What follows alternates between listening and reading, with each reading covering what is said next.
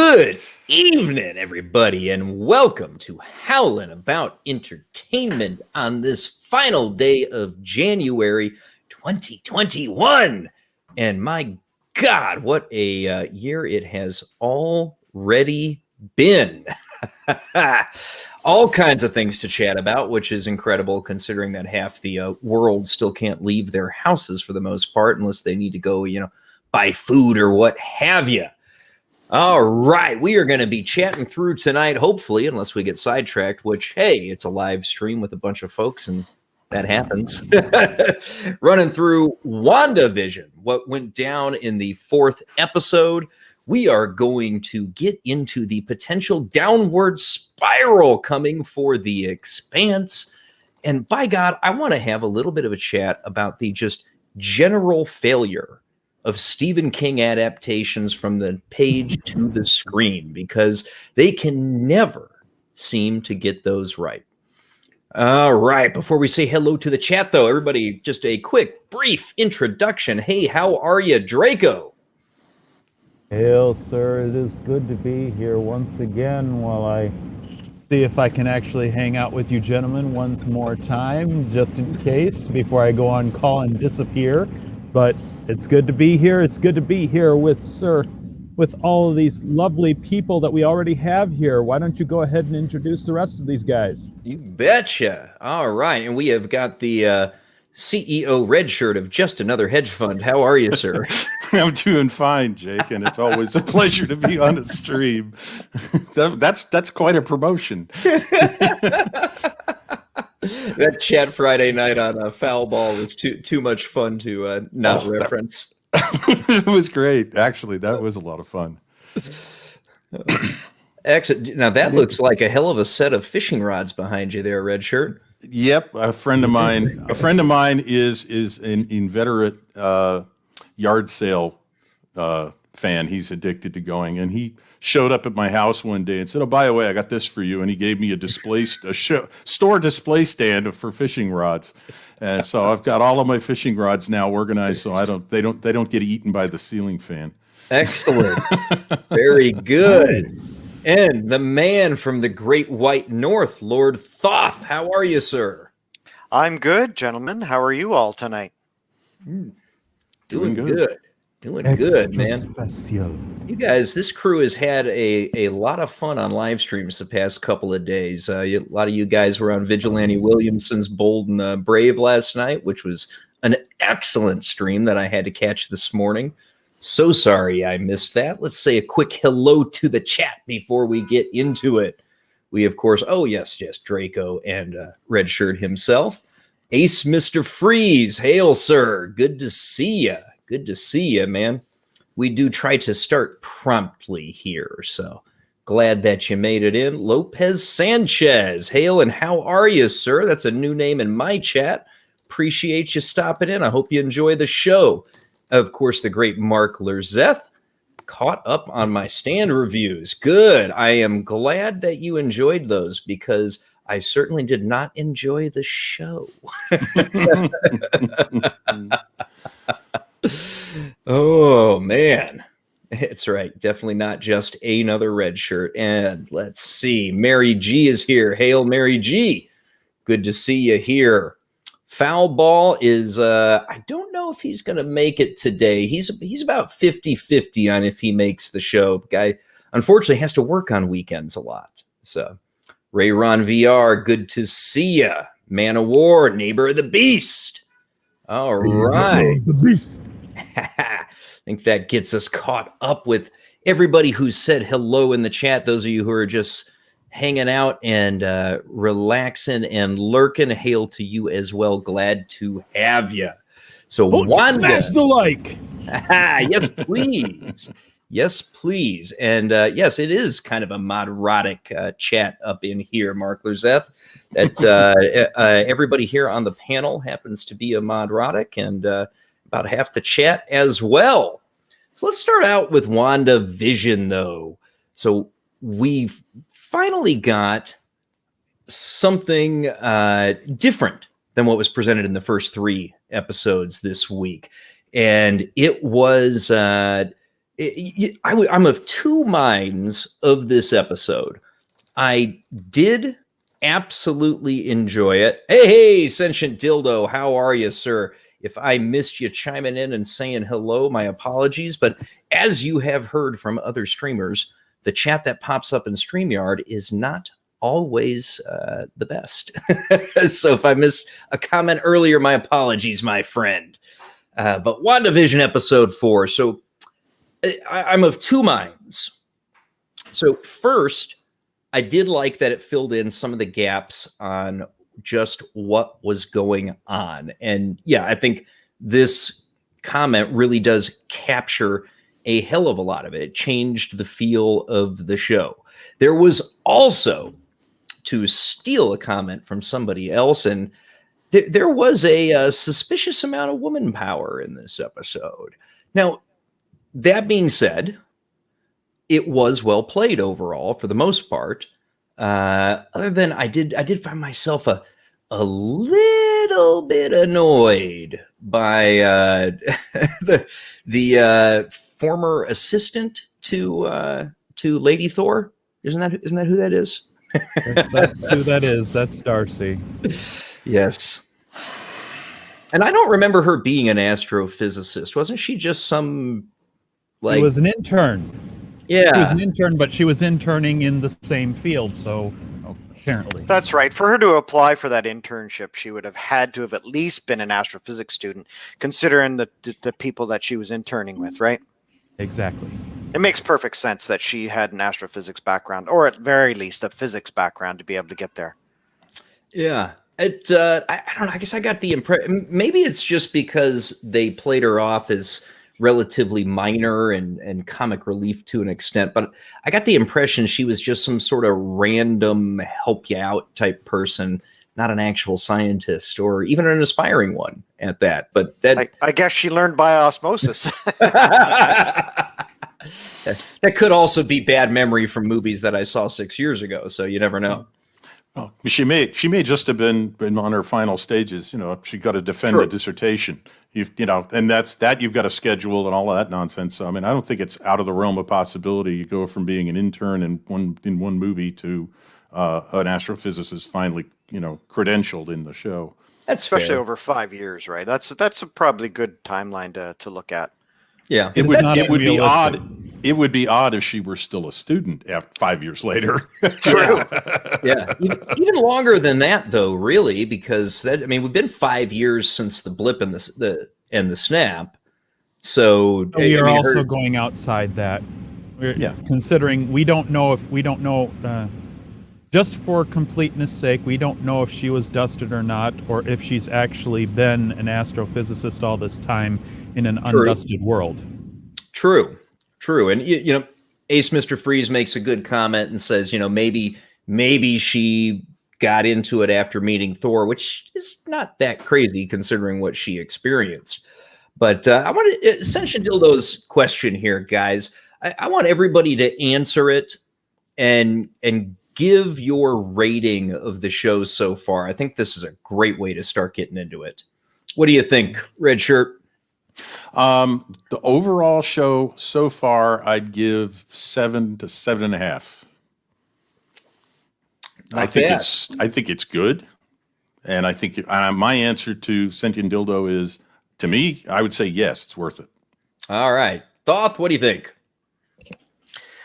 So I think first episode of 6, because I think in that live stream that we talked the last time that I was a little irritated with some of the background characters, and I of course I think it might have been because of the story, the way the story was kind of setting through the whole 50s, 60s kind of vibe, and I never really saw them live for obvious reasons, but I'd never really been a fan of the 50s and 60s kind of shows like that. So the first couple of episodes, maybe a 6 to a 7.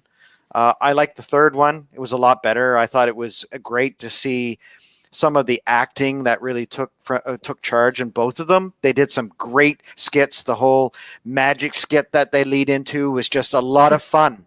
And I really liked the third episode. 7.5 to maybe 8. This episode, an 8, because we got to see some background information on what happened after the snap.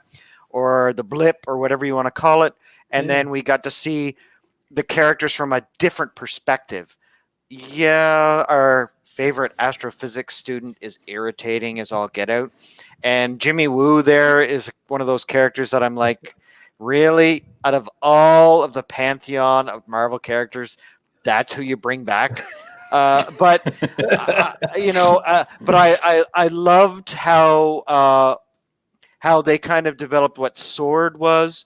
We know who the next bad guy is probably going to be here. I think our esteemed director, who is the white male symbol of the patriarchy. I don't know if he's going to be a Skrull or if he's going to be something else. But yeah, no, it was pretty good. I don't know if you want me to keep going and what I think about the episode, or you're going to get into it. Yeah, we'll get into that here in a minute. So Draco, your initial impression of the first half of WandaVision, do you recommend it to Sentient Dildo? Do not want to go into exhaustive at this particular time. Essentially, let's put this down in very straightforward terms. It was trending up for me. It was trending up for me as the shows was going on, not necessarily because of the content or what they were doing with making it funny or making the character. I thought the characters were interesting, playing with the idea of something wrong with the world and what was happening and what Wanda is and what she's doing and what Vision is and why he's there and what all the other characters are and why they're there. And then this last episode, it does give you a different impression of it. And then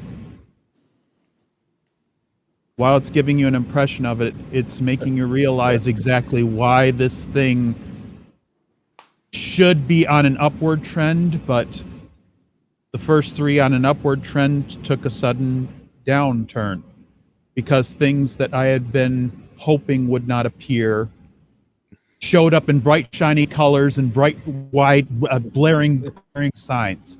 So, would I recommend this to you, Sentient Dildo?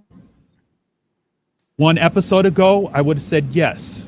As of right now, I'd say maybe you want to hold on it. All right. I was angling out of 7 to say as high as 8 on a whole score. Now that 7 is strong and trending down. That's my all right. No, and I think I know what your reasoning is behind that, and my answer to that question would be that probably more similar to Draco's than Thoth's and Redshirt's. I thought the first 3 episodes were very innovative and clever, and the self-awareness of what we saw in these sitcoms that I think everybody figured out this was somehow created by Wanda. Somehow, I thought perhaps this was a world inside her head, as opposed to what we learned in the 4th episode, that it is, of course, actually a real place that she has sort of created a bubble universe around. And not that I minded that revelation, because I didn't. It made sense and I liked it. And what we saw moving through and to the point about the magic show situation, I thought was really funny. Personally, I enjoyed the bringing the boss home to dinner in the first episode as well. I thought that the aesthetics of what they did in the 3rd episode, once they moved into the 70s, were brilliant. The fact that you could see that the sets were basically painted canvas, and it was very obviously, kind of a bad 70s TV show. I thought that was good. It was very much in line with this sort of created false world that we became a part of. And for me, I thought that the way that they camped up and troped out those decades of television were really, really good. It wasn't meant to be enjoyed in the same way that the proper sitcom was from that era, but in a camp, self-aware type fashion that I thought they wrote brilliantly. The 4th episode, as I said in the open, I'm kind of two minds on it, right? So there's the piece where we see the post Hulk snap. And for the first time, we get a good picture of what actually happened to people when they came back from the blip. And that was really cool. And the panic that ensued when people just started reappearing, in a reverse dusting was I thought it was really well portrayed and I liked it. But, as others have observed, it does indeed appear that the MCU is here. There were a suspicious number of girl bosses. There were, and they're very clearly, there is intersectionality here. Now, I think it was well done. Don't misunderstand me. Unlike the intersectionality we saw in the last 3 episodes of The Expanse, I thought it was well done here, and they do need to get points for that, but it's definitely there. And that makes me worried because I do think we're seeing the start of the MCU. Done well, but definitely the MCU. And by God, we've got Flava Flaves. What's up, gentlemen? Cheers. Cheers to you, all of you guys. Seriously, this is good to great. see you, my buddy Nick. We were all answering Sentient Dildo's question about whether you would recommend WandaVision because he hasn't started it yet. I just think you like saying that name, Jake. I think that's just it. Here's the thing. Put it this way. I would recommend it for the following. If you are someone who's looking for something that they can, if they're mixed on mixed up on WandaVision, but they're mixed on the MCU, I think this will teeter on. This will be something that they'll like. If you're someone who is big into the MCU, well, then obvious is obvious. And if you're looking for something different for the MCU, it's made for you. I think the only people who might not like it is probably people who are so overly cynical where they'll just say, well, it's got the MCU name, so they're just ready to hate it. I personally, like I said, there's things that I truly have loved, and there's things where I just generally liked, and there's definitely things I have not liked. This I have tend to really enjoy, and you are correct on the notion of there being the emphasizing on women. However, the show is definitely played out very well, and we actually have likable female characters. So Agreed. that has worked out in the show's favor. Now, this is where I think we'll see the traces of the MCU in this show at best. We're going to see slivers of it. We're going to see little snakes like wandering around. They're just kind of hanging out. They're just going to be there, have a good time, but they're not going to bite you. Now, when your Captain Marvel 2s and your Miss Marvels and Cuck Hawkeye come out, that's when the snakes will bite. And that shit's that's the snake I'm going to avoid. I'm going to avoid a lot of these snakes. And I'm gonna kick all those bastards off this plane as soon as I can. I think that's the third comment I've heard made in the last week about snakes and planes. That's a movie that needs a review, I think. Dude, well, I talked to Yeti Cast. I said, when you do snakes on a plane, you know who to contact. I told him I will change my life situation, whatever's going on, in order to make this happen. I think it's Agents of S.H.I.E.L.D., isn't it? You got to call Fury for snakes on a plane? Yeah, I mean, MCU has been boring for a long time. I don't disagree with that comment. And given that you feel that way, that actually makes me recommend WandaVision to you more. Yes, to be honest. Agreed.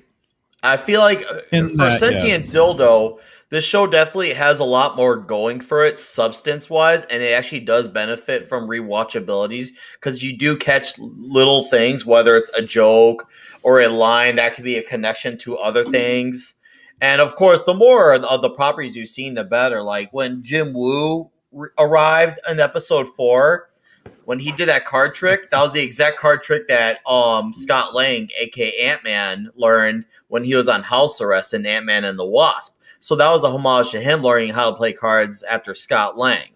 So I caught that right away. I'm like, oh, he there's his character growth moment right off the bat. And I dug Agent Wu coming back. I was cool with that. I like him as a character. He's actually better in this than he was in Ant-Man and the Wasp. Agreed. And he was a better character because he was not treated very well, nor was he treated as a very advanced, intelligent character that you would expect to be in the FBI. To further that, sorry, Thoth. Body? Is that the B in FBI? Body? Inspector? Body inspector? I can't remember. That's you Americans and all your acronyms. I have a hard time keeping up. Don't keep up with it. So like for your sake. So I gotta mention and the one last thing.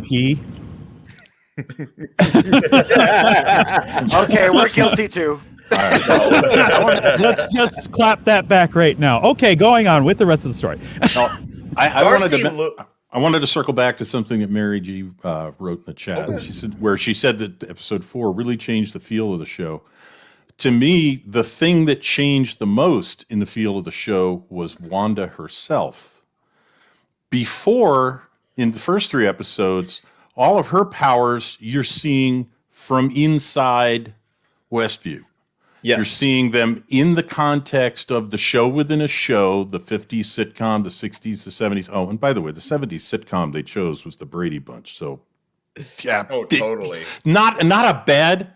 That was one of the single worst. So that was. I can honestly say they chose the minute I saw the opening with all of the a big picture here and little pictures and other pictures around it. I went, oh God. They went with the Brady Bunch. No, okay. So you knew that was coming when you saw the staircase, though. Oh, yes, I know, right? Oh yeah, exactly. I went, oh God, yeah, the staircase. Now all I need to see is the orange counter and the dark oak cabinets in the kitchen now. Oh hell. But Wanda is a small character. The feel is small. She's working really hard to be the home, to be the housewife, to have this place, to make this place not just a home, but to make this entire place so that she can be with Vision. When in episode 4, you see Westview from the outside and you realize the scope of what she's been maintaining all along. Mm-hmm. And you also get at the end of, I think it was the end of 3, when she blasts the black woman completely out of reality, and boom, and through the wall, through the bookcase, through the wall, through 3 fences, and out through the barrier. And you see that for real in episode 4. Yeah, right. In episode 4 is where you see that. You don't actually know that in episode 3. Okay, that's right, because that's they go back to that, but this time there you go. They show all of it, right? Yeah. So that to me was okay. Now I know why everybody else has been talking about Wanda in certain ways leading up to here. I got to see the Wanda the Wanda Maximus that can actually change reality on a large scale, not just in a living room or a kitchen and have pots and pans flying around. Mm-hmm. So I agree the feel is different, but holy cow, I'm taking her a heck of a lot more seriously now. If I may also circle around back, I was just answering, I'm specifically answering the question before about what Sentient Dildo asked, and would I recommend this? As far as I'm concerned, the issues that I have with 4 are blatant and they exist. But 4 definitely gave us the idea of turning this whole thing into such a larger scale, because now you understand events that we have seen so far is just from the inside of these sitcoms, and you get this little piece of information here, this little piece of information here. This was a very deliberate show in the telling, in the plot of the story, to connect all of the events together and to show you exactly what has been happening. So realistically, this was the capstone of many of the theories that we have been concerned and caring about up until this point. So the payoff. I mean, I want to separate these two things, because my dissatisfaction with the show was not the plot in as much as it was the checkboxes, because they were definitely capitalizing on a lot of the theorization that we have been doing so far. And the thing that continues to make the show good enough to recommend is still there. I'm hoping that continues and outweighs anything else that's weighing against it. Okay. Fair. That's fair. And I like your point of view there, and I don't disagree. Not at all. There are signs that should have raised your eyebrows. It doesn't mean that the episode wasn't well executed, because I thought it was. I mean, to Redshirt's point, getting to see the scope of just what the fuck Wanda has done was a big deal. And I mean, a lot of people have been saying for a long time, and people who are just fans of the MCU and didn't have any history in the books, particularly people like my boy Nick Weiser right there, he got some history in the books. And I can already spot some references off this episode after you finish. Yeah, so if you've got a grounding in the books, you already knew that Wanda is quite possibly the most powerful character currently in the MCU, even more so than Captain Marvel. You know, good old wooden plank there. I mean, Wanda is potentially, if they go there, and it looks like they are, she's probably the most powerful entity we've seen. I mean, realistically, from the point of view of her character, she has been set up, and her power scale and her abilities, where Captain Marvel, even in universe, is a kind of a localized phenomena. Wanda is I mean, when you think of it from the terms of mutants, her class 5 mutant power. I mean, she is capable of affecting things, kind of like, say, Magneto. She has a far reach. She has extreme power. She has all of these things, and her ability. What we see this moving forward, her ability. I mean, this is something that I'll let Nick speak to this, because I did not read things like the House of M and the concurrent Avenger storylines that this types into, but it was something that was hinted at in past storylines and in information leading up to the character. And it's like, where you have Captain Marvel, which is a poorly plotted out female Superman. I'll just say it. Character, that's the model, right? But the thing is that Wanda Maximoff, aka the Scarlet Witch, she is a character that has so much more development and so much more lead-in and so much more effort given into her character. She is a perfect character to base events flourishing into a new universe. She is deserving of being either antagonist or protagonist in these stories going forward. Yep. Yeah. Mary G's comment. I could definitely second that notion, especially at least within the MCU world. Yeah, I mean, there's definitely some threads in this episode taken from the Disassembled, especially that was a very Wanda heavy story arc, and on top of it, in the Vision miniseries that came out 5 years ago, when Vision created his family, his wife that he created, Virginia, was created out of Wanda's memories. And since Virginia was a synthezoid, much like Vision, Virginia started having random freakouts when Vision wasn't around, kind of like in this show. When Vision's not around, things tend to get a little interesting when Vision's not around. And when Virginia would have these moments of freak out, because what happened was she was having like these memories. She didn't realize that her thoughts are that of another human being. Virginia doesn't realize that. So she does these things that are not ideal. We'll just say that. And she starts to play covering up and trying to hide it and put on the nice face when Vision shows up, which we have now seen.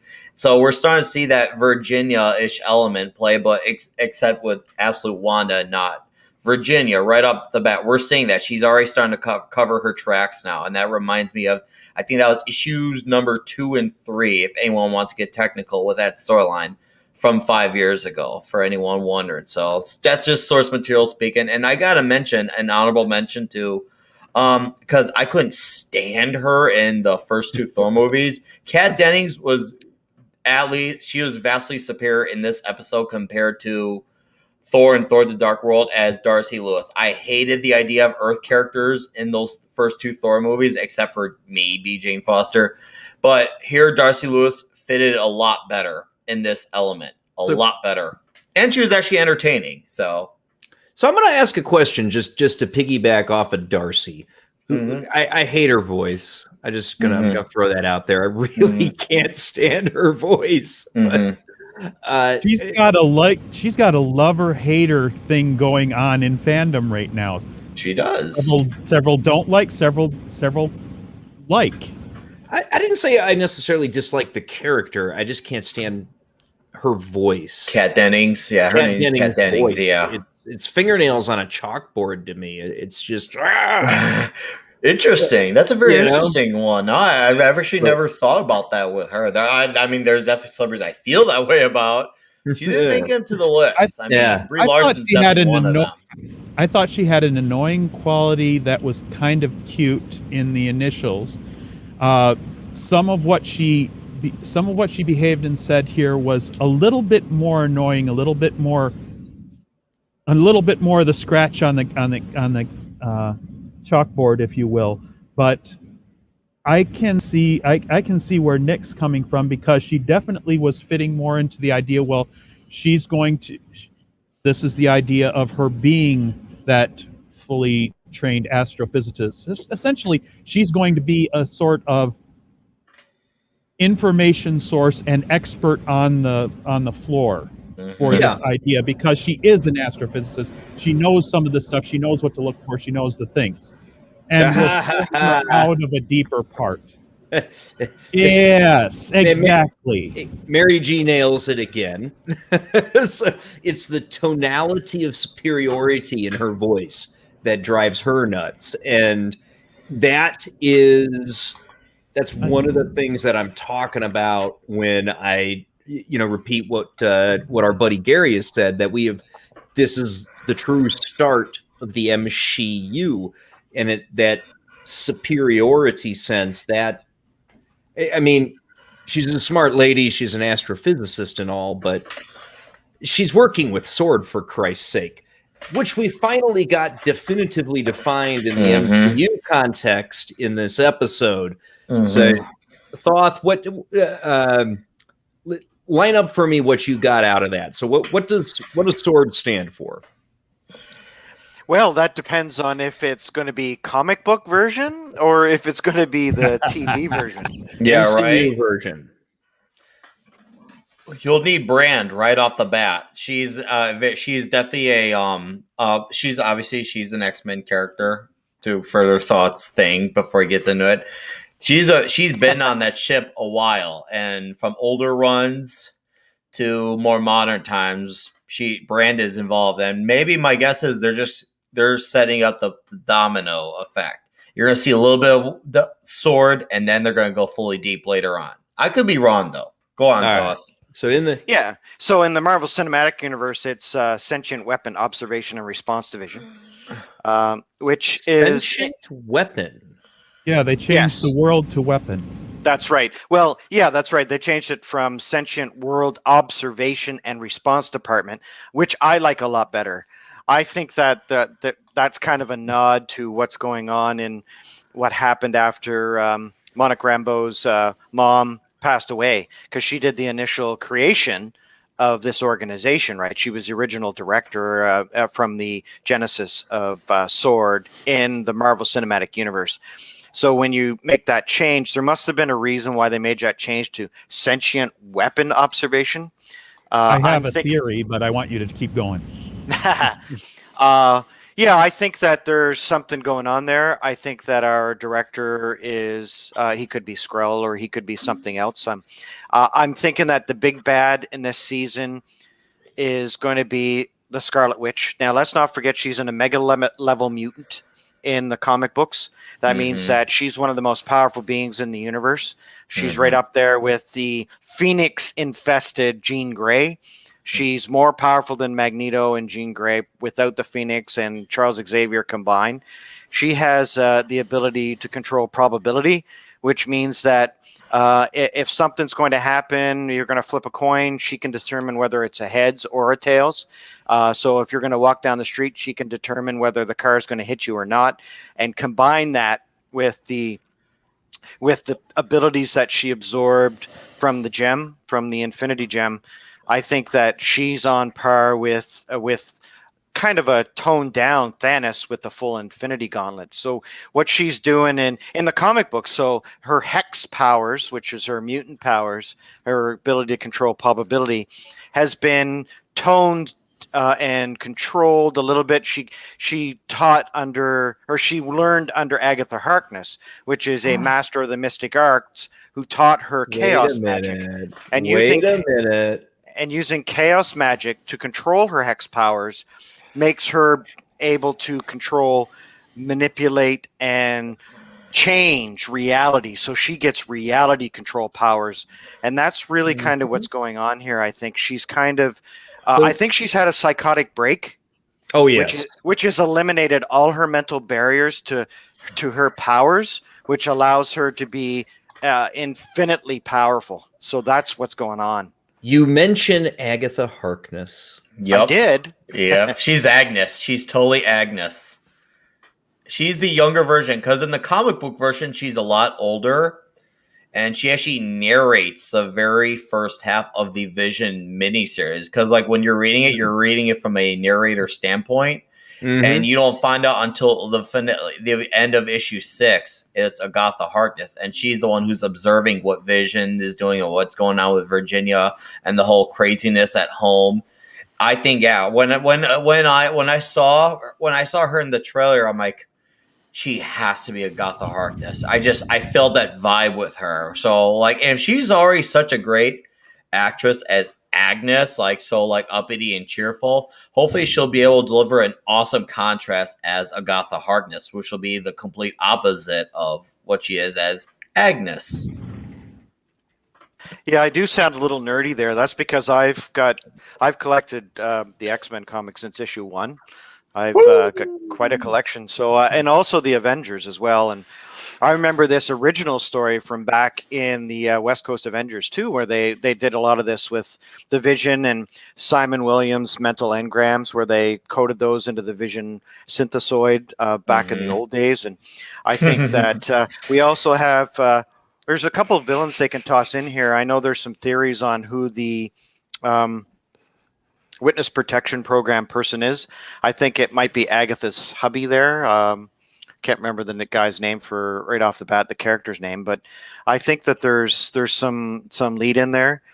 I know that there's been talk of Mephisto, but maybe if we take it down one notch there too, is there's Master Pandemonium too, who also could be involved in some of the manipulation going on with Wanda here to give her that push towards her mental break.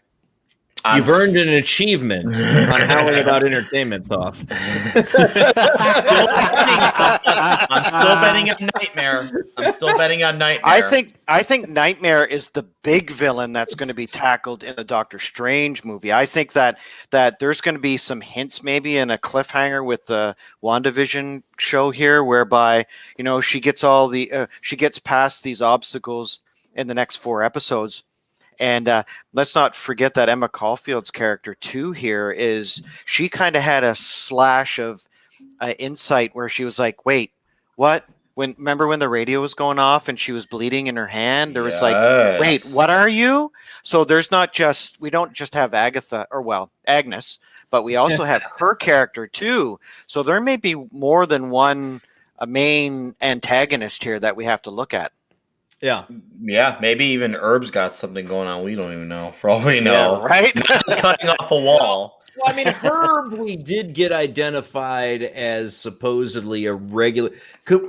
So you got the casting call that was done in episode 4, right? So they find Wanda's, in her reality of this entire town that she is warped and the level of shit that she is causing.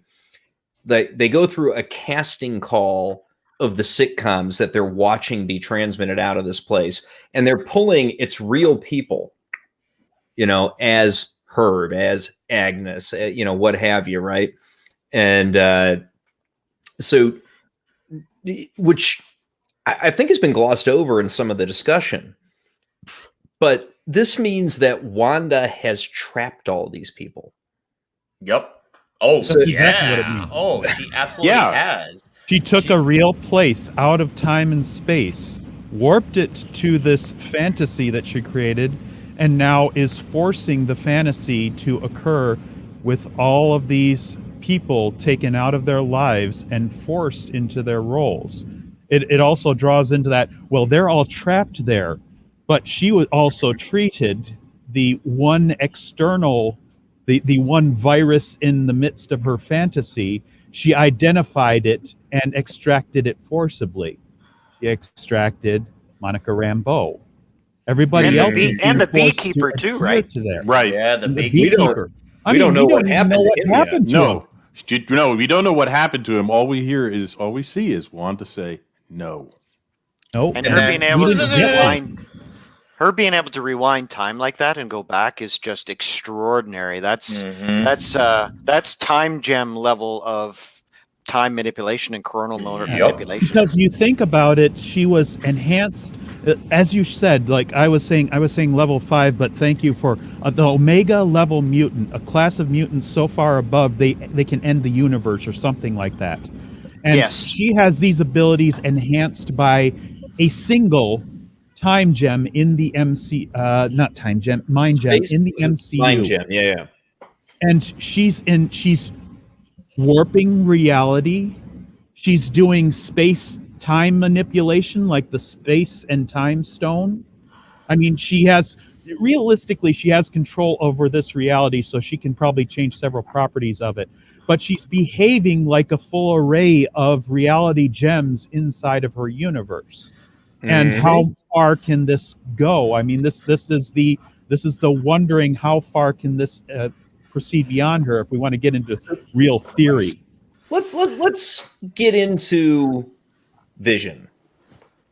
What the fuck do we think is actually going on with Vision? The Golem. There was Animated. a scene, lasted about half a second, Oh, I think I know. where I think you saw Fans what gem. Vision actually looks like right now. Yep. Zombie The last vision. time we saw him. Yep. Yep. That's what I was going to say. Am I the only one who had a holy crap moment when she turned around and he is a uniform gray in a color scene? His eyes are completely blank. And yeah, there's a large section of his head that's missing. You remember that, don't you? Well, I'm assuming who here on the panel hasn't seen Infinity War? I'm presuming I have not. I have Really? not. I have War? not seen anything from the MCU Oh, before okay. WandaVision. Okay. Oh, You want to go into this one, Draco, or do you want me to? You haven't seen what we already wanted to. How shall I spoil it for you? Just another red shirt. Oh, it Well, doesn't matter. It doesn't matter. okay.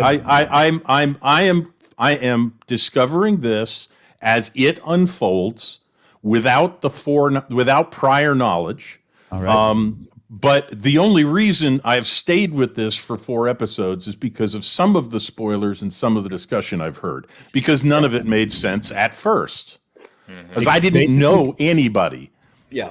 Now I'll say, Thumbs Now I'll say, because I hadn't come to this with all of that backstory, when I realized that these are real people who've been trapped inside Wanda's world she's created to be with Vision, There's a very specific Twilight Zone episode that I got a vibe on. Which is a couple who wake up in a small town that is empty. And it turns out that it's all stage settings. There's the drawers don't pull out. A cover pulls off the face of the cabinet. And it's just a cover. There's no drawer there. Isn't that an old black and white one? Yes. Yes, it is the one I'm thinking of. Yeah, and all of the cans of food are empty. This is all a dressed set. And they come out and they keep in the distance hearing a little girl's laughter. And they can't figure out where that's coming from. And they're trying to figure out, how did we get here? Well, you were driving. No, I wasn't driving. I was too drunk. I passed out in the car. You were driving. What was the last thing you remember? Lights in the sky over the car. And it turns out they've been picked up by aliens, taken back to a planet, and inserted into a child's, not doll house, but doll town for the entertainment of an alien child who is huge, who turns out to be the size bigger than Godzilla. And it's a little 6-year-old girl who's the size of a house, or the size of the Empire State Building to them. Yes. I these see people, why you got those vibes. Yeah, this is real people wondering, how did I get in here? So yeah, I mean, there's plenty to hold your interest. Sentient Dildo was saying, I like weird, so this sounds like I'll go for it. I say, well, coming from somebody for whom this is their introduction to Sword, to the MCU, to Wanda, to Vision, this is weird, and it's interesting, and it's holding together. Yeah, right. It's actually coherent. It's coherent despite all the weirdness. I'm a little shocked to hear that, because one of the first things I said about this show was I thought it would be a horrible jumping on point. This is your jumping on point. It is. Yes, it is a horrible jumping on point. You were right. And if I didn't have you guys to help me figure out what I just saw, so that I could go in and watch the next episode with a little bit more information than I had when I started. That's the way I've been doing this. It's just I get it a little bit at a time, a little bit here, a little bit there. Okay. So yeah, it still holds together. It's one. I mean, you were drinking from a fire hose if you're in my position, not having seen everything before that came before this. Yeah, seriously. I didn't just see that Twilight episode. I also remember the one with the little boy who. Yeah, Billy Mummy played him. Billy Mummy played him, who was also controlling. I saw those two episodes together in most of the events that were happening. Bill Mummy, like from Babylon 5? Lanier. Also from Lost in Space. Yes. The original Lost in Space. Oh, okay. I'm a huge Babylon 5 fan, so I know everything there is to know. I even have every single role-playing game like Babylon 5. Just like his mother showed up in one episode, too. Yep. Just another Redshirt. Yeah. Essentially, in the Infinity War, the whole thing is trying to stop Thanos from getting the Infinity Gems, all of them together, so that he can perform the snap. Essentially, he gets down to the last gem that he needs is the Mind Gem in Vision's forehead, and you get a moment where our strong but in love with Vision, Wanda, has to destroy the gem using her power in his forehead. She accomplishes it only to have Thanos turn back time with the Time Stone, reset everything, and pull it out of his head. After he pulls it out of his head, he turns all gray and falls over dead. As far as we know, he is a construct. He's now a broken doll. All the strings cut. Right. And that's the way you see him in Infinity War, not just as far as Endgame, that's the way he was left. It wasn't a snap thing. He could not come back until the moment you saw was the moment we all saw in Infinity War. That's what you see, is like he's an animated construct and Wanda is keeping him ticking. Right. Do you know what I find quite interesting is this show is it kind of has gotten better with age for me. I just love how these two actors, Olsen and Bettany, are really they're good. stretching their acting chops. Like that, I think is really you can get past all the silliness and the frivolity and the looking back at the old way they used to do those shows and stuff. That's cool, but Paul Bettany, when he was acting, like when he had the gum in his waterworks there, and he was acting like he was drunk, and he was. And I was laughing with the crowd, and I can't remember the last time I was watching a genre show, a pop culture, like one of our shows that we love, where I actually laughed, and I was meant to laugh. Like Star Trek Discovery, I laughed all the time because it was so stupid that I was laughing my ass off at it. I mean, Batwoman is... Oh, and Batwoman. Oh, yeah. Oh, yeah. Because she lives in a van down by the river. But I'm laughing sarcastic laughter, right? But in this show, I actually have laughed 2 out of the 4 episodes where I said, oh, that was actually pretty funny. So there you go. So you've got me already. So you got me in the first 4 episodes based on just that, by the acting. And I knew Paul Bettany was acting. You know, I go back to when he was in Wimbledon, and I'm a big tennis guy. I love tennis. And when he was in that, I was like, I don't know if I like this guy. But boy, I tell you, he's really, really shown to me that he can really act. Oh yeah, dude. No, Paul, but you're right. Thoth, they really they really let them stretch their chops. And I'm hoping, because it's safe to say episode 4 was a diversion from what is going on, just so like it can help the audience, especially for your red shirts, to fill in. Hey, this is what's truly going on. Because obviously the people who know Marvel or the MCU or both, they had an idea from the start. Yeah, but the episode is definitely, it's designed for all of us, but even more so for the people who are less informed. And now we're gonna be back to our episode 5 will be called like back to our scheduled broadcast. It's like because like what was that the episode title? It had a very appropriate title. We interrupt this broadcast. Yeah, we interrupt this broadcast, which is literally what they did. They interrupt this current broadcast to show you what was going on. Now it'll probably be back to our natural scheduled programming. I hope it goes for an on the nose reference for the next episode, and hopefully we'll see more of that happen. Like, well, they kind of needed to do that though. Flavor Flav, they do. They absolutely do. Like you've got 8 episodes to do something. Yeah, you really by the halfway point, you really need to fill in the audience, or else you're going to lose. Yeah, and and since they're so quick episodes, it's okay to do this in the 4th or 5th episodes. I agree with you 100%. Yeah, I remember how we have concurrent storylines. When we were watching this. The episode ended, and my girlfriend like shot bolt upright and just blurted out, "That's it." Yeah, I tell you, but that's good though. Leave them wanting more. You remember I said last time, Jake, we were talking about WandaVision. I had seen half of episode 4. Yes, I'd seen all of it. I thought I had seen half of it. I was like, I went back to rewatch it and went, oh yeah, that's the end credits. I did see all of it.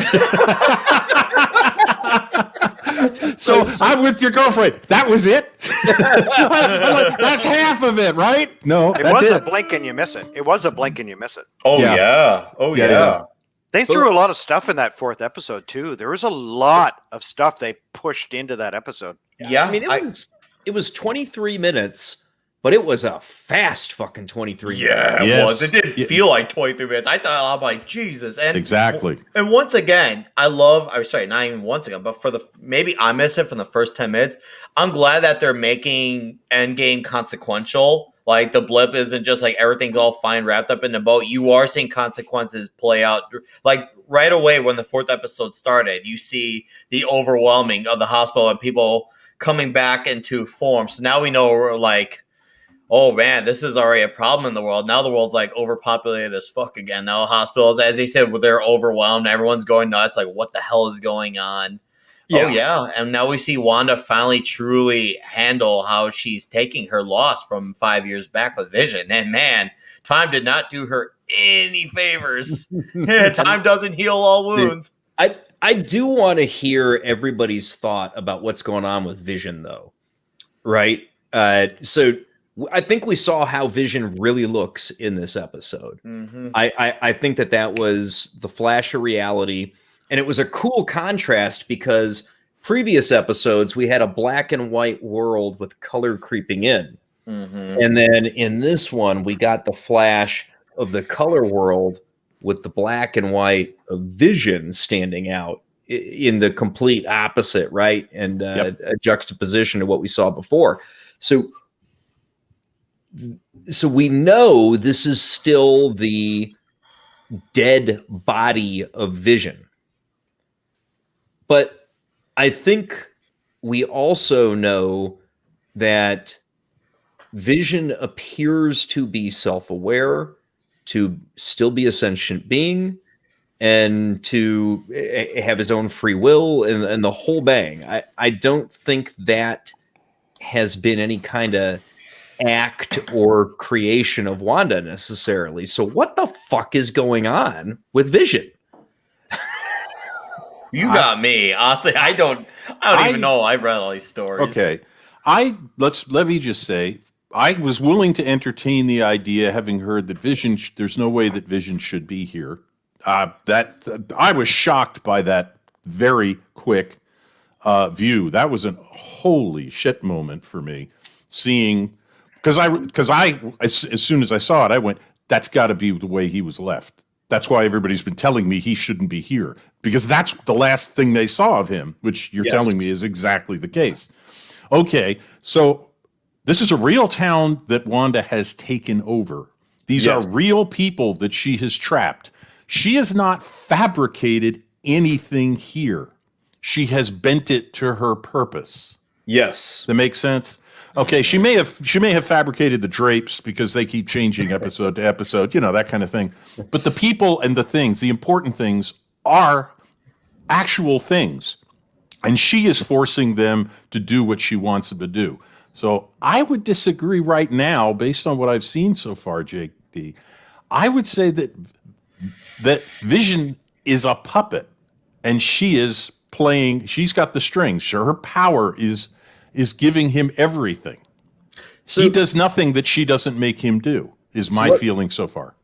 Let's remember, though, that they were both made, so to speak, by the Mind Stone. Both of them were. Okay. And I emphasize the word mind, right? Because Vision certainly seems to have a mind of his own, despite being a dead Hulk walking around. So and we had it established that she'd be able to destroy the stone because she had been created by the stone, and so they were in tune with each other in a way. So is it conceivable that when she was destroying the Mind Stone, that she somehow downloaded a copy of Vision? Well, Possibly. When you're considering her probability manipulation and her control over reality, absolutely. So let's not forget that she was intimately part of that whole scene with the Vision, with Thanos, and with what was going on, where he was destroying her, like using the gems to go back and forward in time. But I think that if we consider how radiation affects things, and if we consider the gems are a kind of radiation, there might have been some cross contamination between the gems.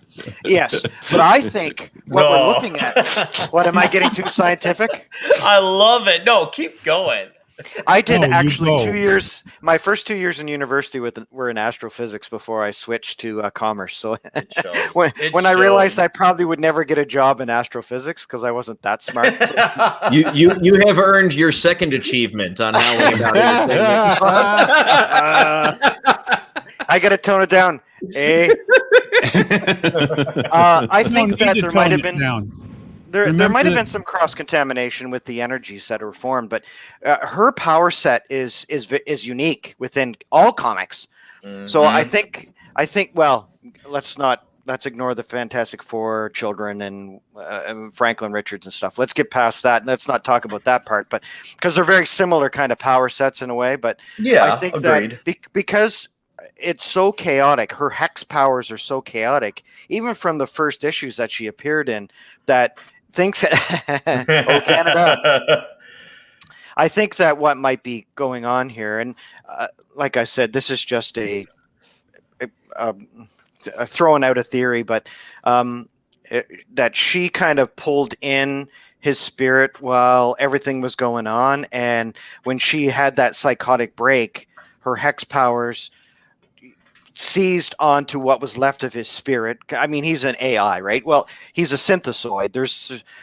He doesn't have the engrams of Simon Williams in this universe, in the MCU, so he's part of the Infinity Gems. So he's special. He's just as unique as she is. So I think there might have been some remnant energies left over in his body that preserved his sentience and his AI, so that when I'm pretty sure she easily could use any kind of telekinetic powers or probability manipulation to grab his body, and then wherever she decided to go after Endgame, she went poof, and this is where she ended up probably. This is where she ended up for some strange reason, and that she brought him with her because her connection to him was so intense. I mean, we saw that right from the beginning of the movie when they were in Europe. Was it London? I can't remember which city they were in. They were overseas. They're definitely overseas. And so they had that connection between the two of them, and so she has that intimate connection. It's like soulmates. And that's really what dragged his body into her reality. I still think Vision is still there. I think his body is in rough shape, but she's imbued that with her powers, her probability manipulation, and her control to be able to bring him back almost as a zombie. She can't bring him fully back, and I think that's part of her break. But I think that there's so much raw power going on right now that's, in all honesty, that would be an easy solution to fix one of her cracks in her interior mental facilities. I think there's a connection here between what you said, Jake D, and what Lord Thoth has said, because we know she destroyed the mind gem. I have a further theory that even if you destroy a mind gem, I think we actually said this in a previous stream, that is the gem really gone? Is the energy, the makeup of it, is it not still part of the universe? It's just not making up a physical, realizable thing anymore? Because it'd have to be. I was gonna say like our reality gem has residue. to be tied to it. Our reality has to be tied to it, because if you destroy the gems that are, I don't know, this is theory. If you destroy the gems that are intricately There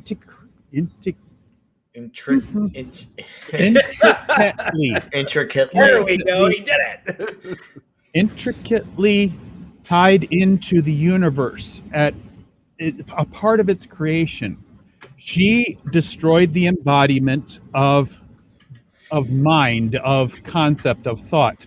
The gem harbors the very nature of the original program that was enhanced by Tony Stark and Ultron into this new thing that is Vision in the MCU. But she, who was enhanced by the radiation of the mind gem, she functionally was the last thing in touch with that mind, and that whole thing, All I Feel Is You, which was an image of the first thing that they said when they could actually feel each other. I could even put that onto an idea of she connected with him so deeply that she could have functionally downloaded that program, if you want to put a computing term on it, or any other term that, like Jake D said, that pattern is now part of her and attached to her powers. Now she can invest the golem, the zombie, with that, so that, here's the thing, in the episode where he's asking the questions out in the yard of the other two individuals who are part of the fantasy, who are trying to see if they can touch, I'm assuming that they're trying to see, they know something about it, and they're trying to see if they can actually communicate with Vision, and he's asking the questions himself, and he asks the question of her in that episode, asking the pertinent questions wrong, that she does not want him to ask. So she resets with her reality shift, with her time shift, and corrects his wrong think. So there's a consciousness there, but she has no time gem to bind the consciousness to the body that was originally invested the whole of his mind. He's a cloud save, basically. Not unrealistic. Not unrealistic. No, it's not. That's a couple of terabyte drives, I think, that would require that. More than that. So, Flava Flav, remind me if I'm wrong here. So the original comic book series, so back in the 80s, when they did their whole Wanda and Scarlet, when they Vision, settled Scarlet down, Witch. Yes. was that in New Jersey? I'm trying to think if that's a callback, because I think it was in Jersey, because that's where they had Tom. They actually did have a Tommy and a Billy together in the books. They did have a Tommy and Billy. That is literal comic book. Once again, respectfulness. So show gets points. Yeah, I think it was Jersey. So that's bonus points. That's bonus points for me that they did a callback there. They actually have paid, like I said, there's been actual nods and references and indirect references lifted from these storylines. It's nice to see a show because we might not get much more of this in the MCU going forward. This may be one of the very last few properties that truly values source material to the extent that it has. Well, I'm actually quite impressed with the showrunners here that have done this show, because let's get past all the woke SJW stuff, because there's lots of that going on. But I mean, but I like how they're kind of doing it in a joking way. Like some of the comments they make are actually kind of funny. Some of them makes us groan because we've been through this for the last 5 years, right? But I think that they've really taken the source material and so far, they've been pretty respectful to it. Like, I get a lot of callbacks to the original comic books. If they could be self-aware and joke and still tell the messages while telling a good story, this would not go down the road that I'm worried that it will. There is one piece of very true to the source material comics that I'm truly hoping to see on screen. I'm gonna share it here. This, I think this right here needs to be Captain Marvel 2. Oh God, I can't believe this image. And the page before this comic, I saw because of your boy Zach's video, is where Echo's getting a bunch of text from all these men, and they are from Hawkeye, Moon Knight, Wolverine. But the one that annoyed me was Daredevil, because I mean, if anyone wants to correct me in the chat, it's telling me if I'm wrong, but last time I checked, a blind man cannot text. Have you not used voice to text before? Voice to text? Realistically, he could have a device. I doubt it would have a proper screen, but the thing is that we're getting the idea from the comic that his device is a regular phone. And maybe that could be, but blind man, I'm not convinced. The only he can't text like us. You're right. He can't text like us. No. There is no way. That'd be an awful big phone if he was using Braille. That's true. And by the way, have you ever heard or read because again, that voice to text is like GPS systems. Everybody's, there isn't one, and some of them are hysterically bad. I mean, when you say something and it sometimes writes the most astonishing things. For voice to text. It's one of the reasons I've never bothered to even look at it on my phone, because I'm like, I'm going to sound like a Steve Martin sketch. It's kind of like autocorrect, right? It's like autocorrect. You go, that is not what I'm saying. I can't send that to my mother. Oh shit, I did. My favorite autocorrect joke is autocorrect is my greatest enema. Yeah, that's good. I've seen whole series of texts where somebody kept trying to say something and it was autocorrecting, and they were protecting their mom. Like, oh God! If you want to go down a tech rabbit hole, you can look up smartphones for the blind. Generally, they're talking about visually impaired Yeah. But they are still working on this, people. Still working on it. Mhm. Dear autocorrect, I have So the never technology told is not anyone ready to yet. duck you, nor will I ever tell anyone to duck you.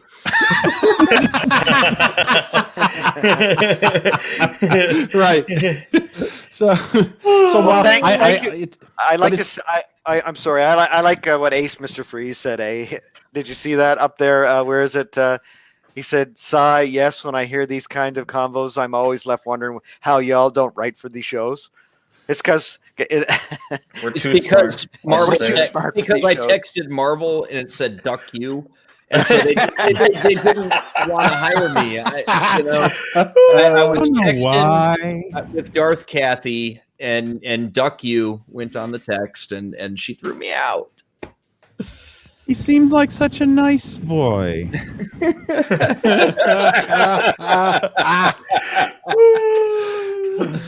Oh man, I think we have now talked for an hour and 10 minutes about a 23-minute episode of television. That should tell you something, though. That's a good Wow. problem to have. yeah. Yeah, definitely. Well, I think- get I your think ducks it's in a a- row, we you can- ducking duck. Yes, I think it's a tease. We finally seen a little bit. Like I'm still holding out hope that the next 4 episodes are good. Yep. I think it's because we're seeing a little bit of good fiction. Like we're getting to see some good TV. And it is. After the Expanse last week, I was very upset with that episode. So I think this has been a little bit of sunlight. It's great. It's fun. There are some issues. Obviously, it's 2021, 2020, 2021. But I'm holding out hope that the next 4 episodes are going to be good. I think this It's- show is going to close out fine, and I think you're going to find that this show is going to be good. I've I said think this Falcon too and many Winter times Soldier- in the last few years. I hope it turns out well. Yeah. All right. So you know what I want to go into, and I think everybody's going to have a strong opinion on this. So those of you who have been following my reviews of The Stand, hopefully you haven't been watching the show yourself. I'm not. I gave up. I wanted to, You're Jake. smart, man. I wanted to, Jake, but I was going to, and then I listened to your 3rd review and your 4th episode review, and then I went, I am not going to watch the show. Yes. I have Yeah. watched them. I did not watch the last one yet.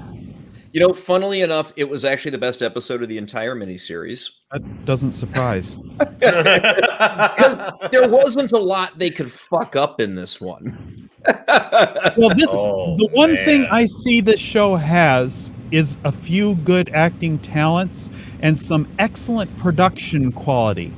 Beyond that, they're messing with the story, they're messing with the characterizations, and they don't care about the things that made the book originally as good as it was. Agreed. What I want to talk about, though. Oh well, I got to pop this up for Mark Lerseth. Yes, Amber Heard becomes a fucking zombie, which is not bad, man. That's all right. She's a pregnant zombie carrying the spawn of Satan, so it's a perfect role for her.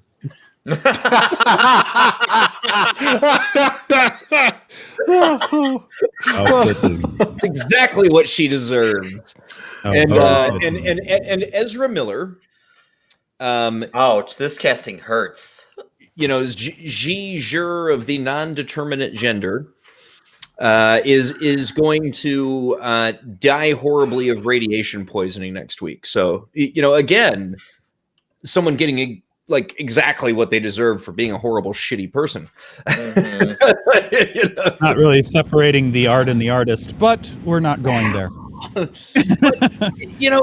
think this is what we're getting from this show is endemic in King adaptations for the screen. Right? So this is not an isolated failure by any stretch of the imagination. Stephen King movies in general and Stephen King shows, for the most part, not all, suck. Most of them are really fucking bad. Why are they always so bad when the novels are so good? I think the Sometimes time. it be like that. I think it's the time too, right? I think those novels, the Stephen King novels, are written in a different time. So you're looking at 30 years ago. Wait, The Stand was 80. Wait, no. What year did The Stand come out? Oh, the original version or the 84 or something? I can't remember when the whole book came out now. The first version, the one I read all the way through. I didn't read the updated version all the way through.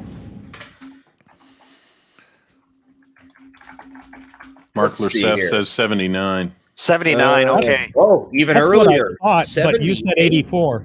78. So 78, 79. I knew it was early 80s because that's when I read it. But the thing is that time has a really the writing in that time translates very difficultly here in the 2021s. That's the problem. Even the old TV show, which was at 95 or something, I think that was even that miniseries was even not very translated very well. Wow, tongue tied all of a sudden. Compared to the 2020 version, that thing is Shakespeare. I mean, Shakespeare. Well, that was Gary Sinise, if I'm not mistaken. Yes. It was. And Molly Ringwald. Oh Yep. yeah, and I actually enjoyed it. Obviously we always have issues when somebody adapts something for television, but I actually enjoyed it. So that's why I was looking forward to this. But yeah, I'm not going to watch it now, I don't think. JT, one of the things that King's novels have, the problem they have is in terms of scope and action, it's really hard. And this is sort of like, how many movies does it take to show The Lord of the Rings? Ralph Bakshi tried to do it in 2 and fell flat on his face and never made the second movie. So the problem is that some of the best adaptations of King have been miniseries. So take 6 or 8 hours to tell the story. Now They're doing that about said, 8 or 9 hours in this one. right, but that's the thing. Remember, today, 2.5 hours is a long movie. Okay, 3 hours is almost unheard of. And because, back in the day when you had a 3 to 3.5 hour movie, they put an intermission in the middle so the smokers could go have a butt in the lobby. Or if you're like Schneider, you do 4-hour cut. Right. But it's on HBO Max, so you can pause it and go have that butt. Yeah, or you're Scorsese doing The Irishman, and that thing was like 5 hours long. But so I think it's hard. First of all, Stephen King has a hard time finishing his novels in under 600 pages. I always call it elephantiasis of the word processor. 1,152 on this one. Yeah. So King stories, if you really want to do them well, in my opinion, King needs an editor who's as well paid as he is, and that'll never happen. Because an editor has to be able to tell King, no, this is to get it published, it should be like this. You wandered around in the middle of the book looking for an ending. When you finally found it, you wrote the ending. It failed, the book, which makes the miniseries really hard to do because the book has a great first half. It goes very badly pear-shaped in the end of the first half of the book with that god-awful scene in the sewer with the kids. Yeah. Okay, and that book never recovered from that. And the second half of that, it was just one red herring after another. So he and the miniseries had the same problem. What does it look like in this world? Because it is not all in this world. And okay, and I think the first miniseries, actually did it better than Stephen King did in the book. I thought in the book he flailed around for so long I couldn't even figure out what he was trying to describe. I had like a space spider in my head when I read that. It wasn't like a spider, Right. but it was like, in some ways it was kind of like the Arachnos from Doctor Who. Mm-hmm. That was sort of what I had in my head when I read the book. That was actually better. the Arachnos in Doctor Who was actually would have made a better It than what they did. Yeah. I just think that the best adaptations have either taken the time, or like Kubrick in The Shining, just rewrote the story to be a visual, to be told visually. Yeah. And I think a lot of the stories have been adaptation issues, that someone comes along, reads the book. Their adaptation is not necessarily where King was going with his adaptation. And I mean, in Stanley Kubrick, he came up with an entirely different idea of what he thought was important, and King hated it. Yep. But it made The Shining what it was, a fairly excellent movie. Mm-hmm. And what do you think of the miniseries The Shining? Because that was Stephen King's screenplay. You know, I never saw the miniseries. Oh, I cannot it's the say story. because I've got it queued up to watch, and I have not watched it yet. Okay, I won't say anything about it then, other than my understanding is that Stephen King in 1980 had already written a screenplay for The Shining, and Stanley Kubrick refused even to read it. And that pissed King off. So Kubrick wrote his own screenplay. The only thing I disagree with fundamentally was a couple of casting decisions and You hated ending. Jack Nicholson, didn't you? I didn't. Okay, Jack Nicholson, when he's talking to Lloyd in the bar and dealing with the previous caretaker, he sold me on his character then. But I had trouble with him playing the character in the first half of it. I never liked the decision to cast, what was her name? She played Olive Oil in Popeye. Oh. I know who you're talking about, but I The- can't put the name to the face. One of the least attractive Hollywood actresses of her day. And she apparently, part of the reason I don't like her performance is because she was mentally terrorized by the director Kubrick to the point where I think it ended her career. I think she just quit acting after the trauma of the what he subjected her to. Shelley Duvall. Shelley Duvall, yes. And I feel very sorry for Shelley Duvall for having been Mark cast. is faster She probably than me. stayed away from drama because I saw her in a few light comedies later, and she was fine there. She was just Yeah. never But in that kind of role again. What he did to her would be classified today as mental torture. So it was truly horrible when I saw some of the background on the making of The Shining. But when you see it, I highly recommend it, because this is fundamental, Jake, to your question about what's wrong with adaptations. Because at least in The Shining, we get one of the greatest film directors of all time and his way of putting that story, his version of that story on screen. And we get the author's screenplay to make a miniseries out of his story. And critically, the critics to this day loves Kubrick's Shining, Yes, they do. And to this day despise the miniseries. Oh, do they?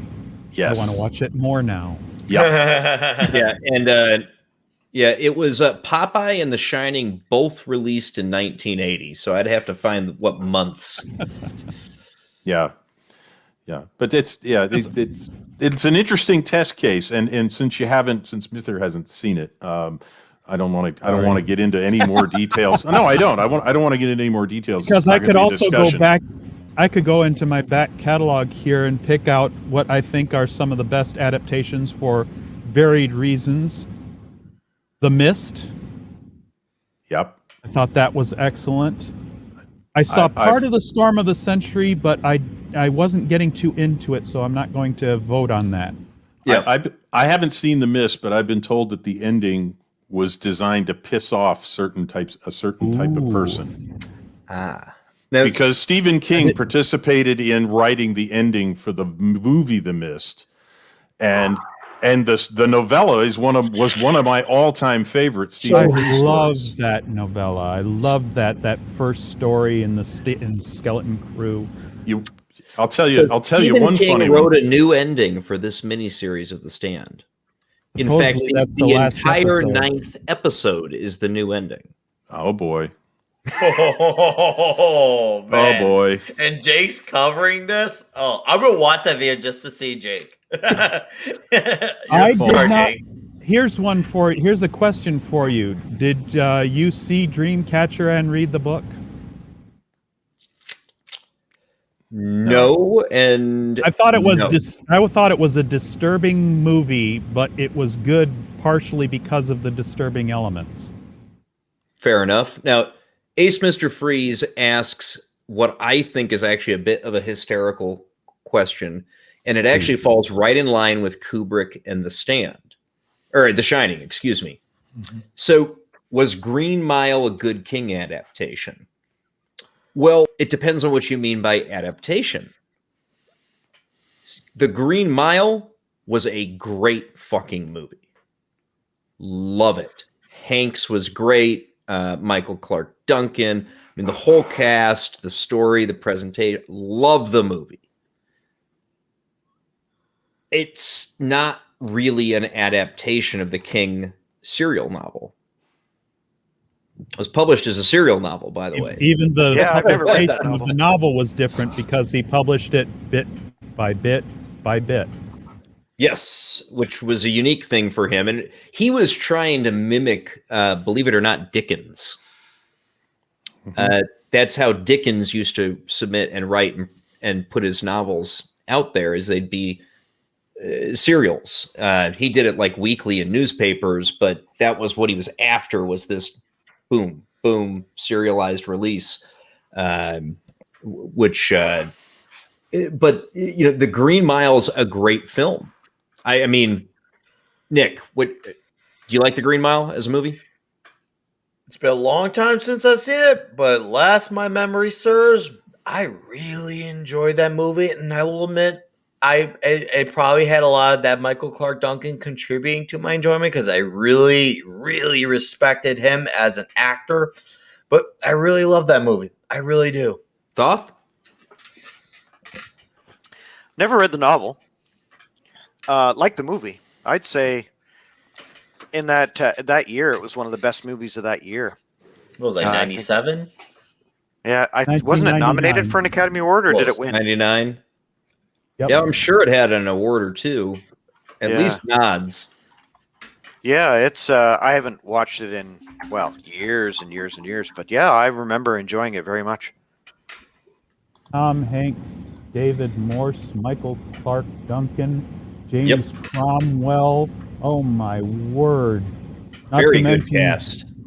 Doug Hutchison as Percy Wetmore, Oh, he was good. Sam Rockwell as Wild Bill. Oh, jeez. God, it was. Jeffrey It was a DeMunn loaded as cast. Swilliger. Oh, it was so heavy. Yep. And Ooh. this is that is to an extent what I was getting at. They even had Gary Sinise in that movie. Oh, man. I miss Gary. Another King alum on screen. Yeah. So I mean, what else do we have that you know was a King product that you think was good on screen? Oh, that's easy. Best one I've ever seen, even better than Carrie, Dolores Claiborne. Misery. Okay, Misery is a good one. Dolores Claiborne is not a Misery's horror good. film. Dolores it's Claiborne not. is a weird one. It's a family different. drama, isn't it? Yeah, Aren't you well, classified as family drama. it is, but it's horror in only in one sense.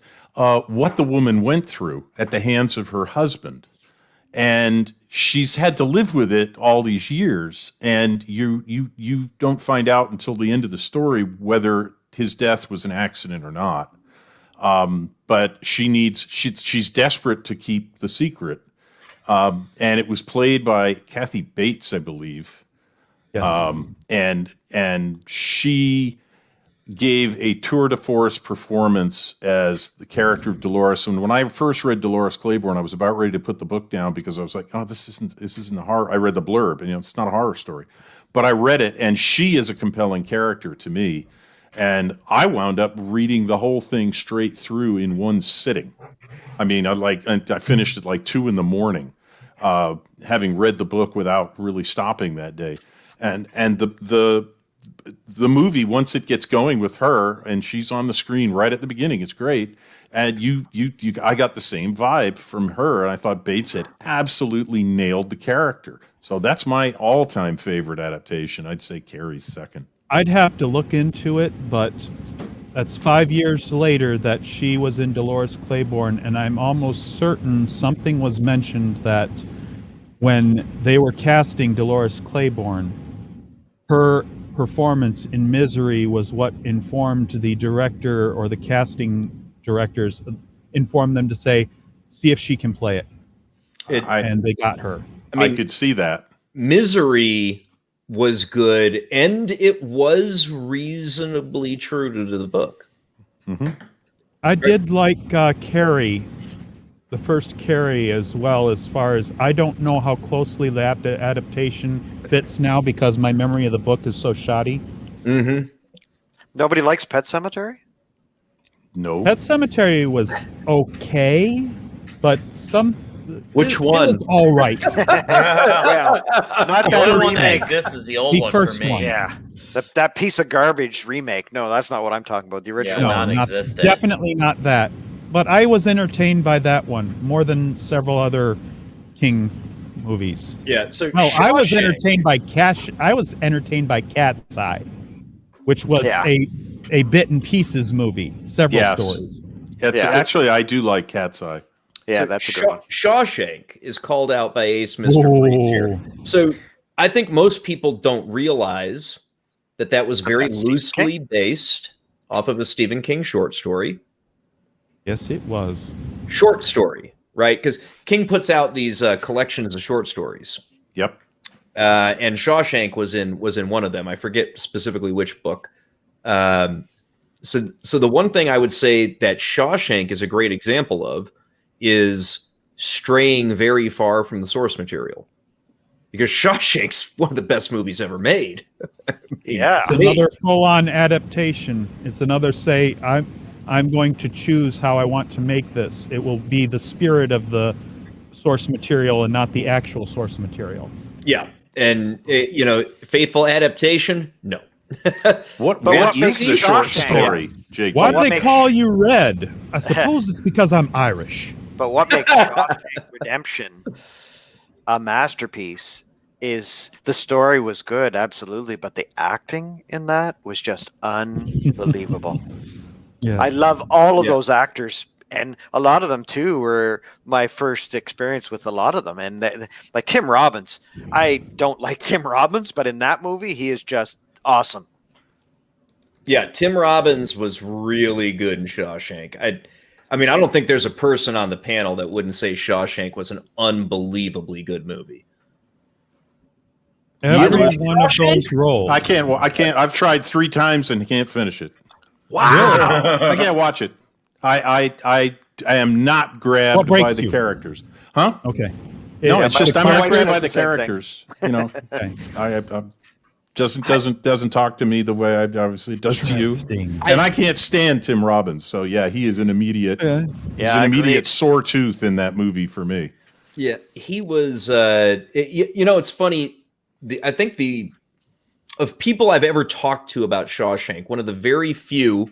You're now like the second or third on the list, Redshirt, who's not a all big right. fan of the movie. And I tried to watch it because it was based on a Stephen King story. yeah, That's why I wanted to.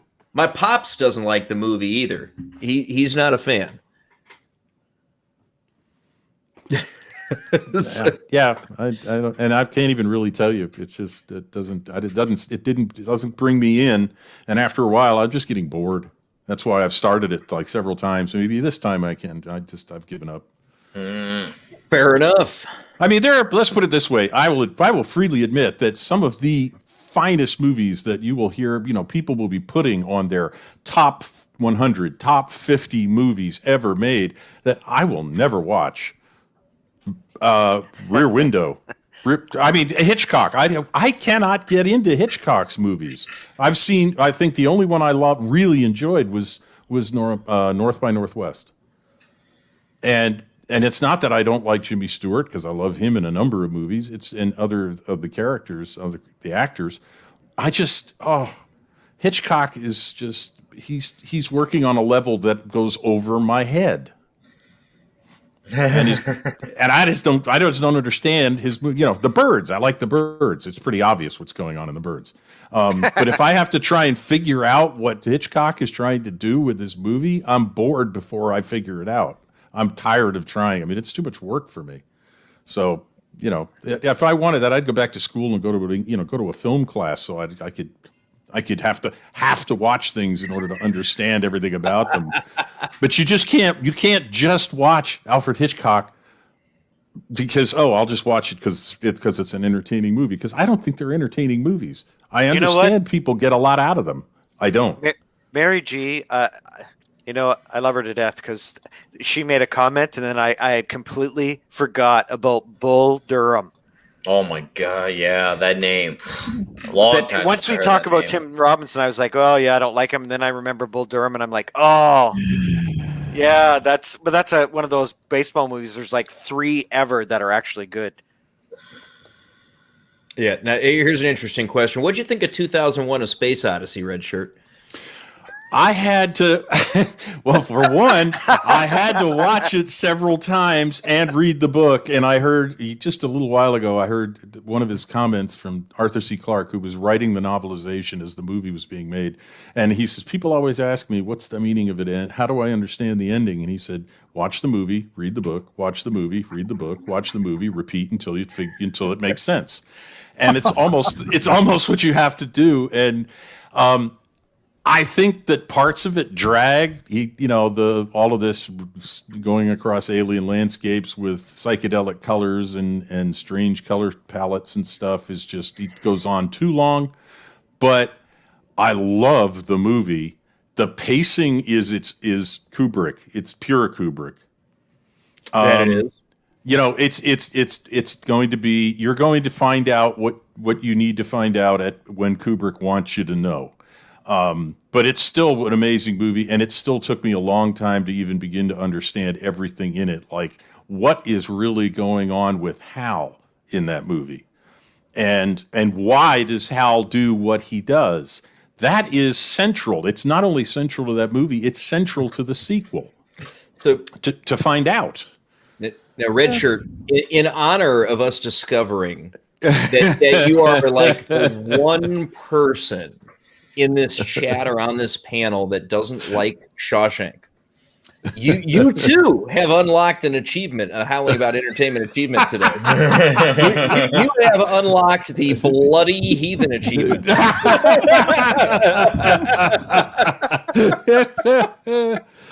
I am not a sophisticated movie watcher, and I will be the first to admit it. Hey, I want to get that achievement. You're going to have to do something to earn it and unlock it, Thoth. I'm sorry. Oh, Give me enough time. I'll get there. Heathen. I'm sure we'll all get there. Oh, yes. We will get there. So let's think I like about that. it. That's very creative, Jake D. That's very creative. I like that. It just sort of like occurred to me today so yeah, I think we're going to keep that up. That's going to be a feature of the show. Did I get the soapbox achievement the other night? That was No, achievements are not retroactive. Oh! You have to earn them from the point they are created forward. I like that. That's great, actually. That's a good idea. I'm going to have to think about this and come up with some specific ones and just have them ready. Oh, man. So let's think about what would you guys say are the worst King adaptations on the screen? I'm gonna start off with the Dark Tower. Man. The Dark Tower. That's the worst one. Number 1 on my shitty adaptation list for King. Wow. Draco, what are you thinking? Lawnmower Man. Yeah, that was pretty bad. I've not seen enough of them it's to have a list. bad. I've not seen enough of them to have a Fucking list. Lawnmower Man. Oh God, that's bad. Fuck that movie. Oh, I fucking I can't believe hate there's a that movie. character that's a villain based on the Lawnmower Man. I didn't even know that was a thing. I almost want to like watch it now just to see how bad it is. So Read the short story first. That'll help Yeah. you appreciate just how abysmally bad the movie is. The Faculty was a King adaptation? Like that weird movie with the 90s. With the creatures that you dry out with amphetamines. That was a King adaptation for real? I have no idea. I mean, Mr. Freeze seems pretty sure of it. I didn't even realize that was a King property. So, I don't Redshirt. recall it, but I'm willing to accept it. I'm looking into it. What's the worst King adaptation you've ever been subjected to?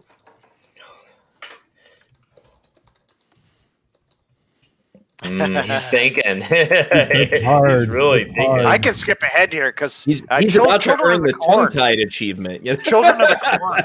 Children of the Corn was awful. I thought. Children of the Corn. All right. I did not know that was a Stephen King movie. Okay, so I've seen more than I thought. Wow, really? That many movies became adaptations of his? It's like Cujo. Oh, he's got.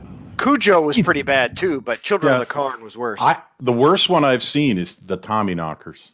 Oh, that's another bad one. Ooh, good What? choice. That A could have been mediocre so much novel that better. turned into a horrible movie. Ugh. That name is awful. classify what they fucked up with the Dark Tower as the same way they fucked up the Tommyknockers, but the Tommyknockers was just not a strong enough original story anyway. A big long tale about something that could have been really interesting that Yeah. I essentially all right. liked the novel, but yeah, the movie, yeah. All right. Worst one in your mind, Nick. What's your absolute worst King adaptation? Okay, I take what I say with an absolute grain with salt because I've only seen, to my knowledge, a handful of these movies, and some of these I didn't even know I was seeing a Stephen King movie. So obviously, I never heard of Lawnmower Man or this Tommyknockers. Sounds like that sounds like a porn or something. God, let's see here. I've seen Green Mile. I've seen The Shining movie. Yeah, I don't know if that is or isn't considered King because I was trying to follow you guys earlier if that was or if the mini was they said there was a mini, right? So I'm trying to was King. Yes, Okay, that was King. okay, and then there's Children of the Corn Yep. And all of its sequels. and all its There's like, sequels. what, 8 movies or 9 movies or something? That was, Yeah. and they were all Faculty awful. does not seem to be a King property or an Yes. inspiration. To my knowledge, I'm gonna probably just have to go with Children. Maybe I could not get into it. I was bored by it, so it never really interested me. Like I said, I love Green Mile. I love The Shining. So, but like I said, as far as King goes, my knowledge is a bit minimal. So take it with a grain of salt. Guys, like, I'm almost feeling like Pauly and Yeti Cast need to do a Stephen King themed day on their movies to lose friends by stream. We'll get the 3 worst King movies of all time. Oh my god. What? Oh God, the sad part is there's too much to choose from. Oh man, you're making me feel like I dodged a lot of bullets, and I appreciate Dude, that. you did. So maybe I'm really better off here in my little corner here. Look at my. There's my a cool lot of figures. bad 80s movies that were King adaptations that just were awful. So there's as many I saw bad Stephen. Sleepwalkers. I was not impressed. Okay, is there as many bad Stephen King adaptations as there are bad video game adaptations? No. No. No. Too Or- damn many bad video game adaptations. Wait, has there been a good video game adaptation? I'm trying to think of one. I'll give you 2 that I would say are good movies, but I was entertained by them. I'm gonna give you Mortal Sonic Kombat. the Hedgehog and the first Mortal Kombat. Okay, I'll give you Mortal think you Kombat. might be- I was a big throwing a lot of quarters in the machine at the arcade in the 80s with MK. I have a big MK player in the day. But I'm Liu thinking- Kang and Johnny Cage, I was almost Fatality! unstoppable. Get over here. That was like And they- pre-Christian Bale. Dude, and they had it like straight from the video game sound when they did that in that movie too. I Yes, know. they I love did. that movie. Annihilation I think- sucked. Yeah, it Doesn't exist, so we I won't think talk if we about limit that. it to movies, yes, there have been more bad Stephen King adaptations than there have been bad video game adaptations. Oh yeah. I mean, Christopher Lambert as Raiden was awful casting, What but the Oh, fuck I, was that? I Terrible. love Christopher Lambert. That's the problem. There can be only one. Except when there's two. There was and there- three. he had a whole bunch of one-liners in that show, and I'm going like, I can't even remember them now because my mind has blocked it out.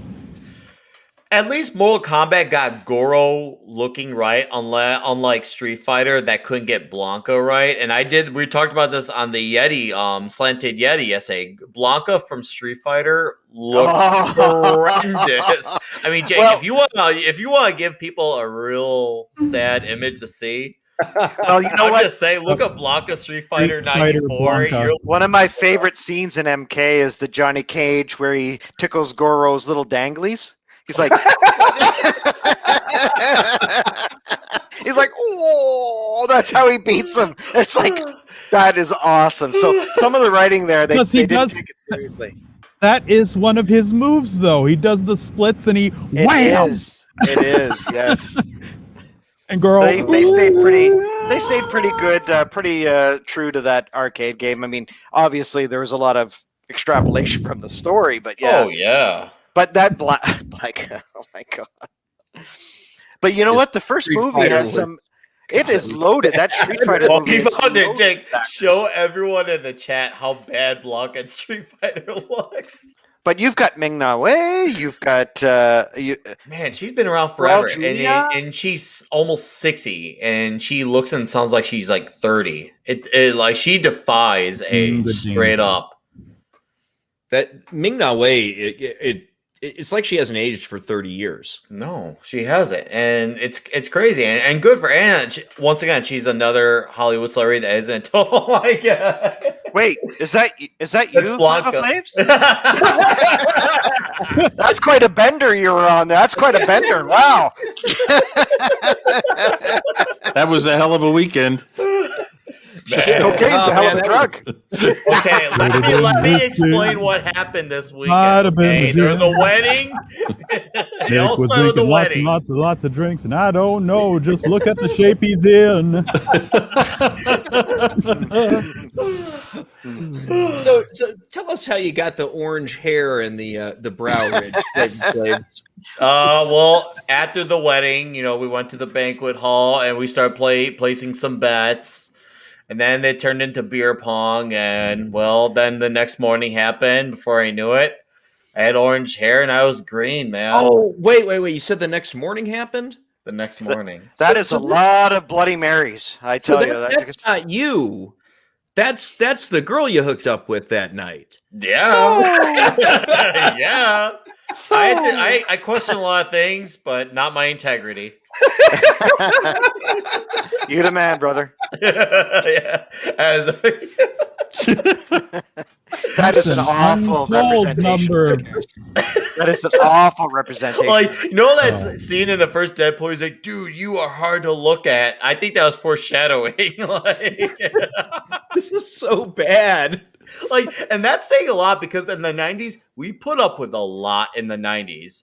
We accepted a lot of terrible things in the 90s. I remember seeing that, and I think around 7 or 8 when that came out. I was mortified as a kid. That mortified me more than horror movies. I'm like, oh. I try not to remember the 90s. Oh.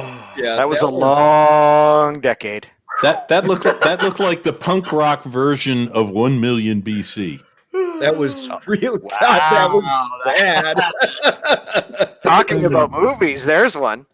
I feel so bad for Raul Julia for his legacy to be capstoned by Street Fighter. Oh, It's don't worry, Nick. Mr. Freeze assures us that she was a beautiful soul. I knew Ace Mr. Freeze would have a good one-liner. That's pretty good.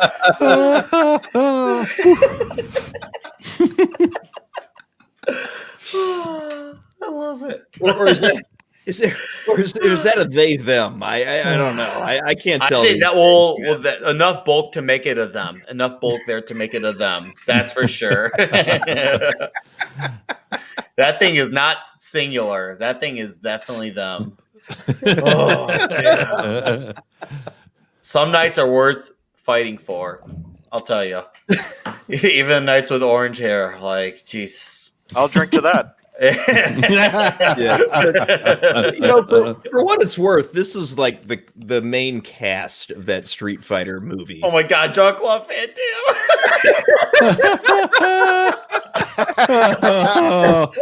And, here's Ming Na Wen right here.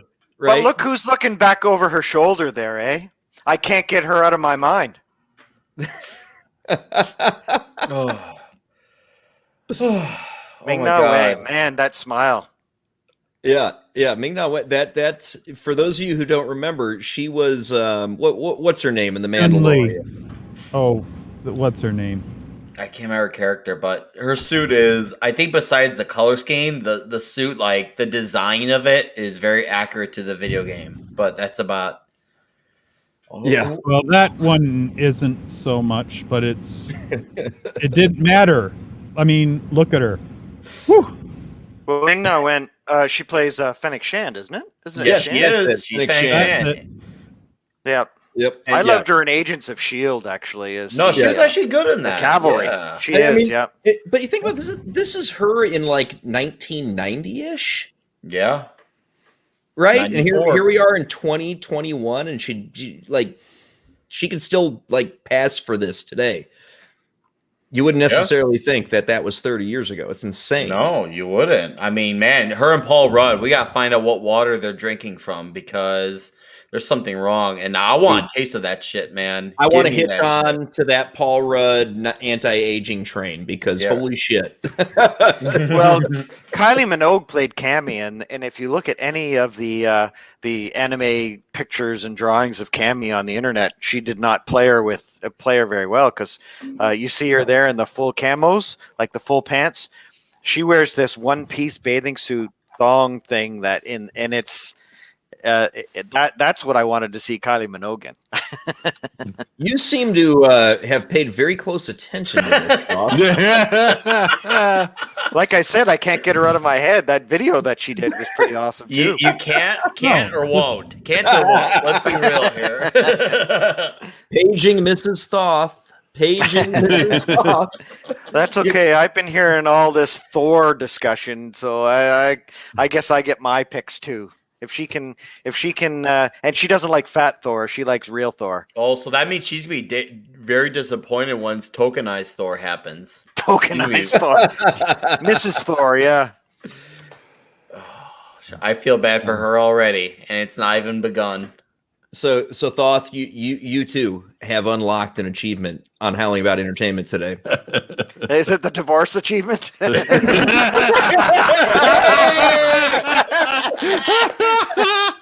Gee, I didn't see that coming.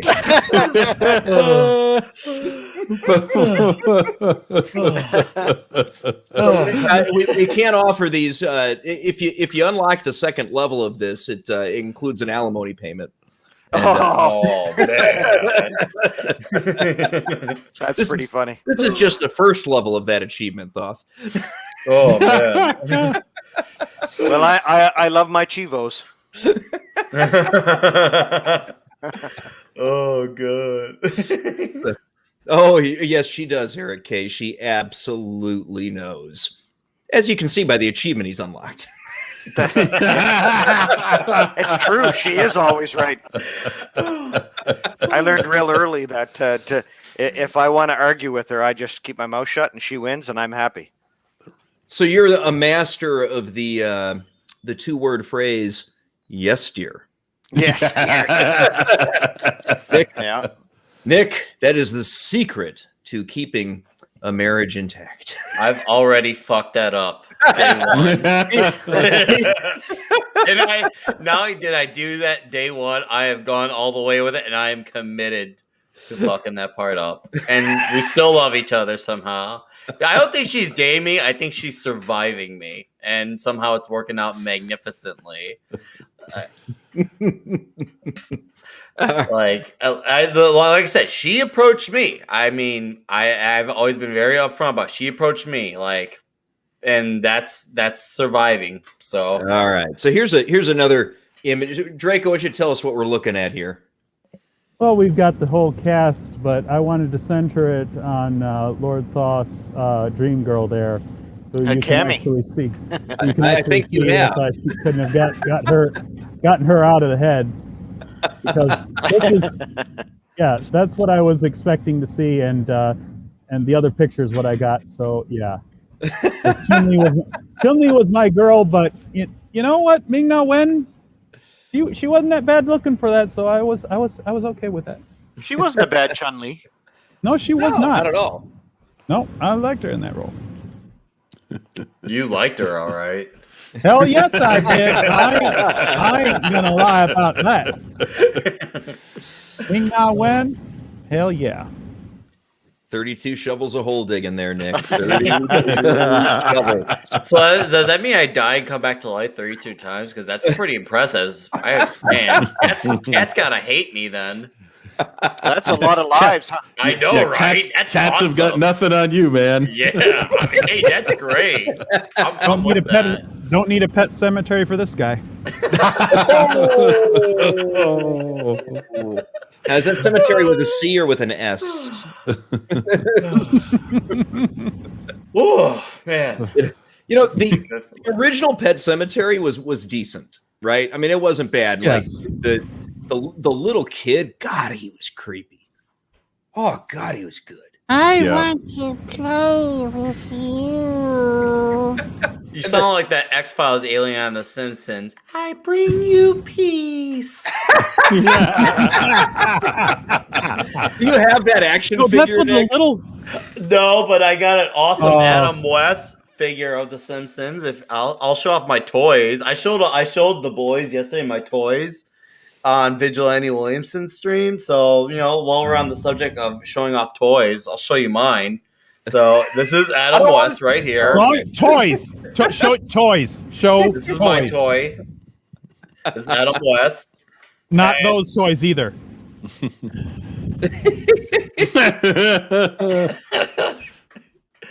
Homer mad, Homer smash, get revenge on world. I was hoping you might have the alien Mr. Burns toy. Oh, I'm trying to find it.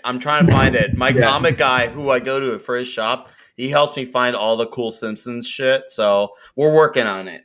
Dude, I mean, you showed all those other cool Simpsons figures, and like you brought that up. It's like, oh my God, that's got to exist, and Nick needs to have it. Oh, it will be mine. Oh yes, it will be mine. Party on, Wayne. I'm serious. At least as far as an adaptation, I'm not even concerned about the adaptation because that was one of the best things about Pet Cemetery was that creepy kid. I kept thinking what the parents had to go through and the coach to get that kid to say those things and act that way, and it was just like, oh, he's so creepy. Yeah, well, I think Mr. Freeze has called out perhaps the greatest Stephen King adaptation ever made. Perhaps the single greatest. Man of War, God damn it. It's all about what's on the walls. Yeah, what Nick isn't At least telling he knows us. better. He knows better than that UK journalist. Yes. Now you remember. Redshirt knows what I'm talking. Redshirt knows what I'm freaking talking about. A UK journalist went on a channel live on the BBC. That's the BBC. That's right. Yep. She had a toy. She had a toy on a shelf in the background of her room. A toy. That. Oh, you mean this toy? Yes. That's the toy right there. Now that should be an achievement. There you go. Yeah, I Go was going to ahead, say. Nick. I was going your to say. I toys. think the toy that Nick is not showing us is that he has the 13th Doctor Sonic screwdriver. That might be. I got my glove in. I got my glove on the shelf. I'm just saying, and literally the writing's on the wall. So make of those comments what you will. You've got your what on the shelf, Nick? His Trojan glove. I got my glove here. Let me go get my glove. You know they say no glove, no love. Let me show you my glove. Your love glove. This happy young We lady. have gone off the rails on the show Yes. before, but we're not even that far yet. This happy young lady. She was giving a live interview on the BBC Yep. in this image. Live. And the On fact that BBC. spread internationally is just the best thing I've seen all week. It's certainly the best thing the BBC has produced in years. Yeah. Oh, that's the funniest thing I've heard all day. I think it might even incite an erection. And Geek Tripology is saying this in his best George Takei. Oh, my. voice, too. Oh my! You know, I will say this though. I feel really bad for her because everybody in her life is gonna know, right? It's just, oh my goodness. There you go. He did have a cameo. He was exactly a non-speaking part. Well, He did cause a lot of noise later, though. yeah, Yeah. there was a lot of humming. I hope she's a urologist. I mean that is a mighty member she's got back there. That shelf is a long way away, Yeah. which means that You're safe. Yeah, and I only see one book on the shelf that's thicker. Dude, that book is huge. I don't know. That's a pretty tiny example. I don't know what you guys think, but that's a pretty.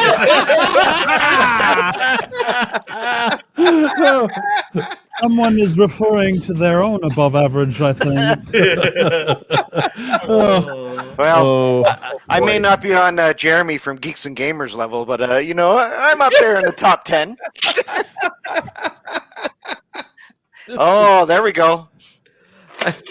Nick's gonna snap. All right, this chat's over. I mean, so we live in a little bit of a different world than we did a year ago. This is gonna be your most viewed live stream ever, I think, Jim Geeks. No love, no love. No love, no love. Oh boy. Woo! We live in a world of Zoom conference calls, and see, not everybody's used to interacting on video like the five of us, and probably a lot of the people in the chat. One of the things that we pay attention to when we're getting ready to come onto a stream is what's behind us. Mm-hmm. As every one of you has been treated to on occasion, seeing my daughter in that door right there. We're all intimately aware of our surroundings when we're on YouTube. I have a sneaking suspicion that she's single and has no kids. Yes. I think that's a very safe bet. Thank you. Not like the other night when Jake D and the rest of the panel were taking bets on for barbecue on stuff. So I wouldn't take that bet. Yeah. And this poor lady, I mean, she's a young lady. She's got to be, what, about 30, would you say? Give or take? Maybe a little younger? Probably a little younger, but regardless. Go on. And yeah, so, to your point, single and no kids. 25 to 35. No idea exactly where, but single, no kids.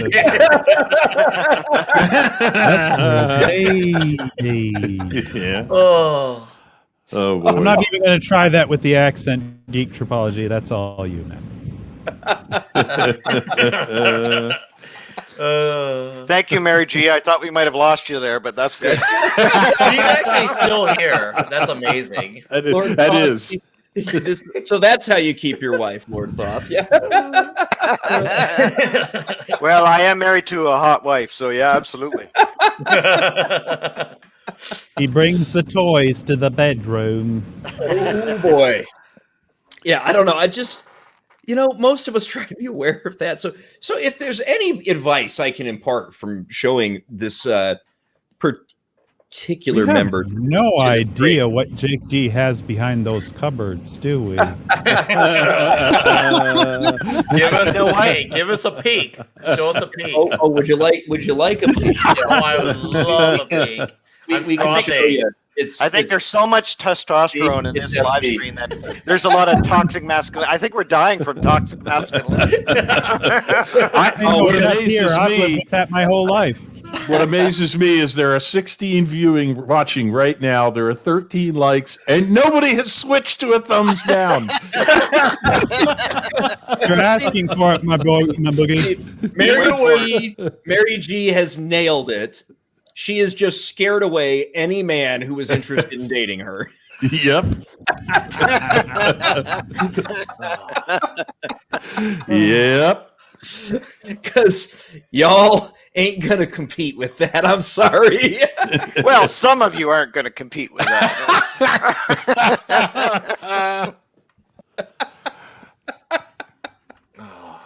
We got writing on my wall. We got big gloves. So we got all the boys and the toys. Man, Shawn Michaels' song was accurate. That should be the title of the stream, I think. The boys and the toys. Thoth, I've got bad news for you, Thoth. Oh, You have unlocked another. my goodness. Oh. Is that the He-Man one? Oh. Okay. Well played. Well played. I'm crying right now. I mean, I'm not crying. You're crying.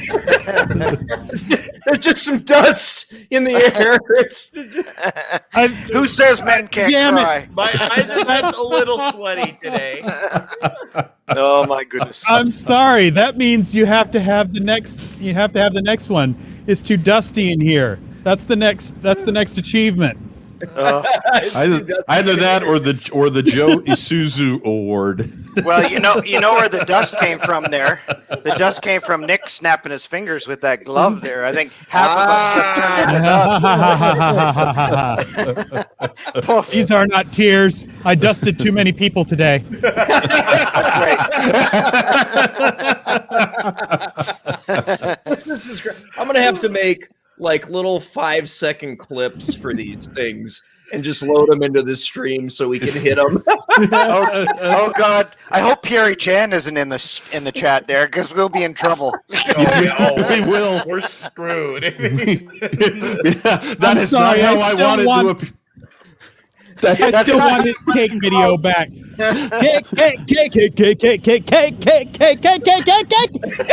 Yeah, that is not how I want to appear on Friday Night Tights.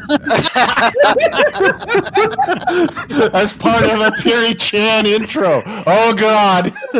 Well, you do have a bookcase behind you there, so I'd look out. I know.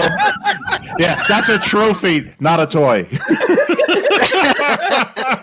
Anything can be a toy for the adventurous Redshirt. That's right. I'm not that adventurous. He takes those off his victims. That's it. That's another red shirt. Photoshop will prove you wrong in the long run. Oh yeah, well Photoshop can prove anything. Hey, it'd be easier to do with Jake. See, he's half of his is empty. You could put all kinds of stuff behind him. You wouldn't even have to edit anything out. Yeah, Ace Mr. Freeze is right. Pierre Chan will go back and find the dirt.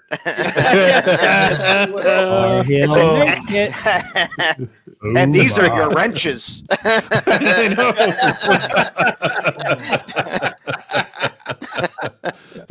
Oh shit! All right, guys. We have been rolling for 2 hours and 10 minutes. And actually, this last 45 minutes has been some of the most hysterical fun times I have had on a stream, maybe since we started doing this. But we do need to wrap up. So go around the horn. Final thoughts, final toys, final achievements for the night. Draco. I don't have any toys. I'm in the place of work. It's been excellent. Oh my gosh. This has been too much. This is why I come here to hang out with some people like you. This is too much fun. This is too damn much fun to be had on a Sunday night. And now I got to go watch The Inquisition. Oh, you guys have been excellent spending time with every one of you. Redshirt, Nick Weiser.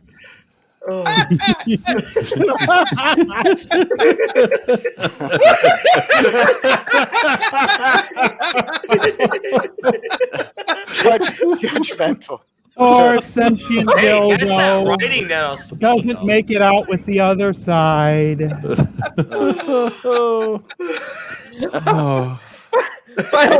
another red shirt. Lord Thoth, 32 flavors. Jake D, thank you so much. This has been fun. It's been real fun. Oh, shit. Oh man, my flavors are everywhere. All 32 of them. I don't know how to take that. I think he's coming up with some more. I think you need another glove.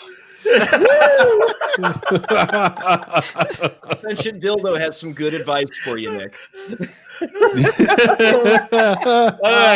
I look like I came out of a divorce right now.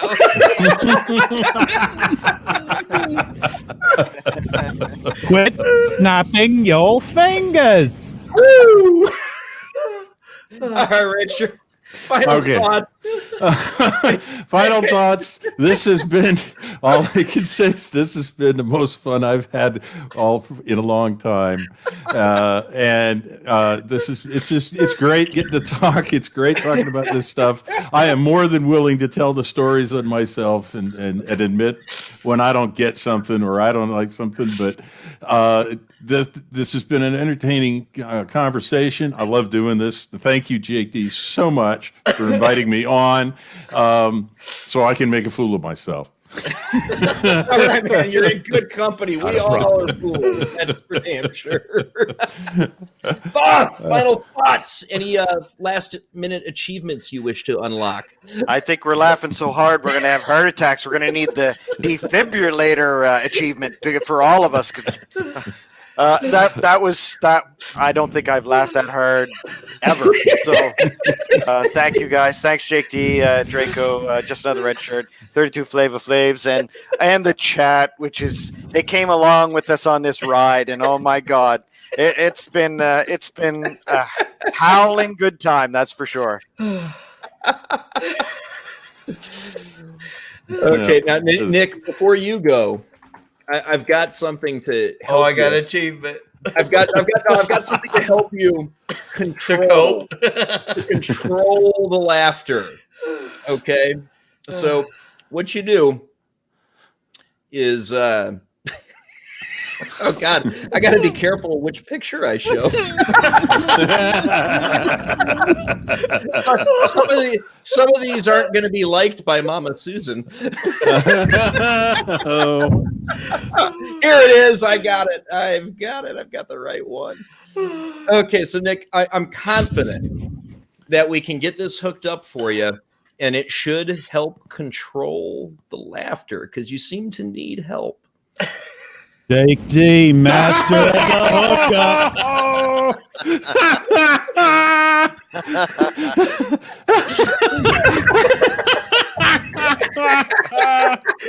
I don't know. I don't think that one on the bottom's big enough. It needs to be smaller. Okay, that was G rated. That's good. There were some that had, they were on the body parts, and I couldn't show those. No. Where's the car battery? There should be a car battery in there somewhere. That's the accessories. You've got to go for the accessories. Thank God we have the king of the wrenches, Eric K, dropping everybody's links in the chat because I can't do it right now. I can't either. Well, you everyone got all give those Jake- links. Look at all those links, those chain links there, aren't they lovely? All right, Nick, final thoughts. Anything you want to plug? All right. This is gonna be my Christian Bale talk. It's been a hell of a stream. Where is the trigger? Where is the trigger? Where is it? Why did you say that name? Nick, can you show Mr. Freeze where those clips go?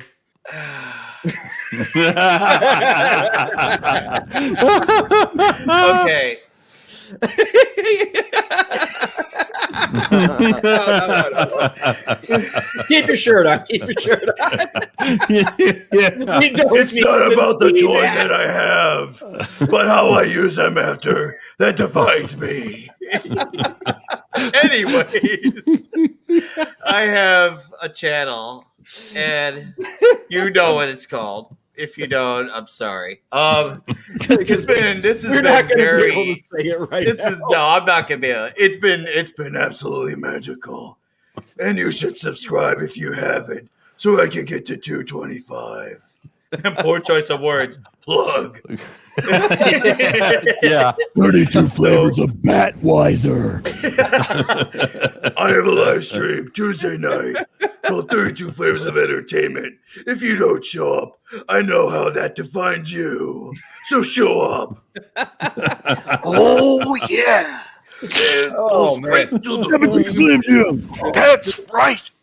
This has been an ungodly fun panel tonight, guys. I just had an absolute blast. The chat was on friggin' fire. We were Wait, this has been a panel? yes, I you've thought- been live on the internet, Draco. I thought it was stand-up comics night. I don't know. I need help. I need man help. I love that the chat is coming along with us on this ride too, and they're cracking better jokes than we are, guys. I mean, come Yeah. on. AdamandEve.com, Sentient D. AdamandEve.com. The fact that you knew that website, I'm quite proud of you, Jake D. Well done. The reason I know that website is a funny story, and it relates to my ex-wife sending me a lot of ads when I bought my new house after I got a lot of, well, they thought I was very interested in buying stuff. Let's just say that. Wow. Sounds like that was the trigger. Oh, goodness. No, seriously, this has probably been the most fun of a Howling About Entertainment show that we have done since we started the show back in like August or September, whenever the hell it was. You guys on the panel, Draco, you've been here almost since day one. Redshirt, you have been in the chats almost since day one. Lord Thoth, you as well. 32 Flava Flaves, you have been one of the next to Draco. You are by far the most consistent featured panelist on this show, and each and every one of you guys are a critical part of making this so much fun. You guys, I'm so sorry, Jake D. you guys, and these crazy sons of bitches and ladies in the chat who make it so easy. We've gone for 2 hours and 20 minutes. And I feel like we just turned the stream on. And that is just speaking to the quality of the chat and the interaction and the camaraderie that's built among us. And I sure do appreciate it from the absolute bottom of my heart. It has been a fun ride with y'all, and I cannot wait to keep it going. We have got coming up, Nick, we got 32 Flavors of Entertainment on your channel on Tuesday. That's We are right. going 8 to o'clock. follow that up with the season finale of The Expanse on Foul Ball Entertainment at 9:30 Central Time. And the special guest we thought we were going to have this week has reconfirmed and made sure to remind his wife to remind him to join the stream Tuesday night. So you might want to come to that one. And you have her on speed dial, right? Exactly. We should have a very special guest on Foul Ball's channel to discuss the season finale of The Expanse this week. Then, of course, I've got one of the final 2 reviews of The Stand coming up on Thursday, and who knows where we will go from there. What I know is it's been a hoot, it has been a ride, and it has been a pleasure to be a part of it with each and every one of you. Thank you, and we'll catch you on the next stream and in the next chat.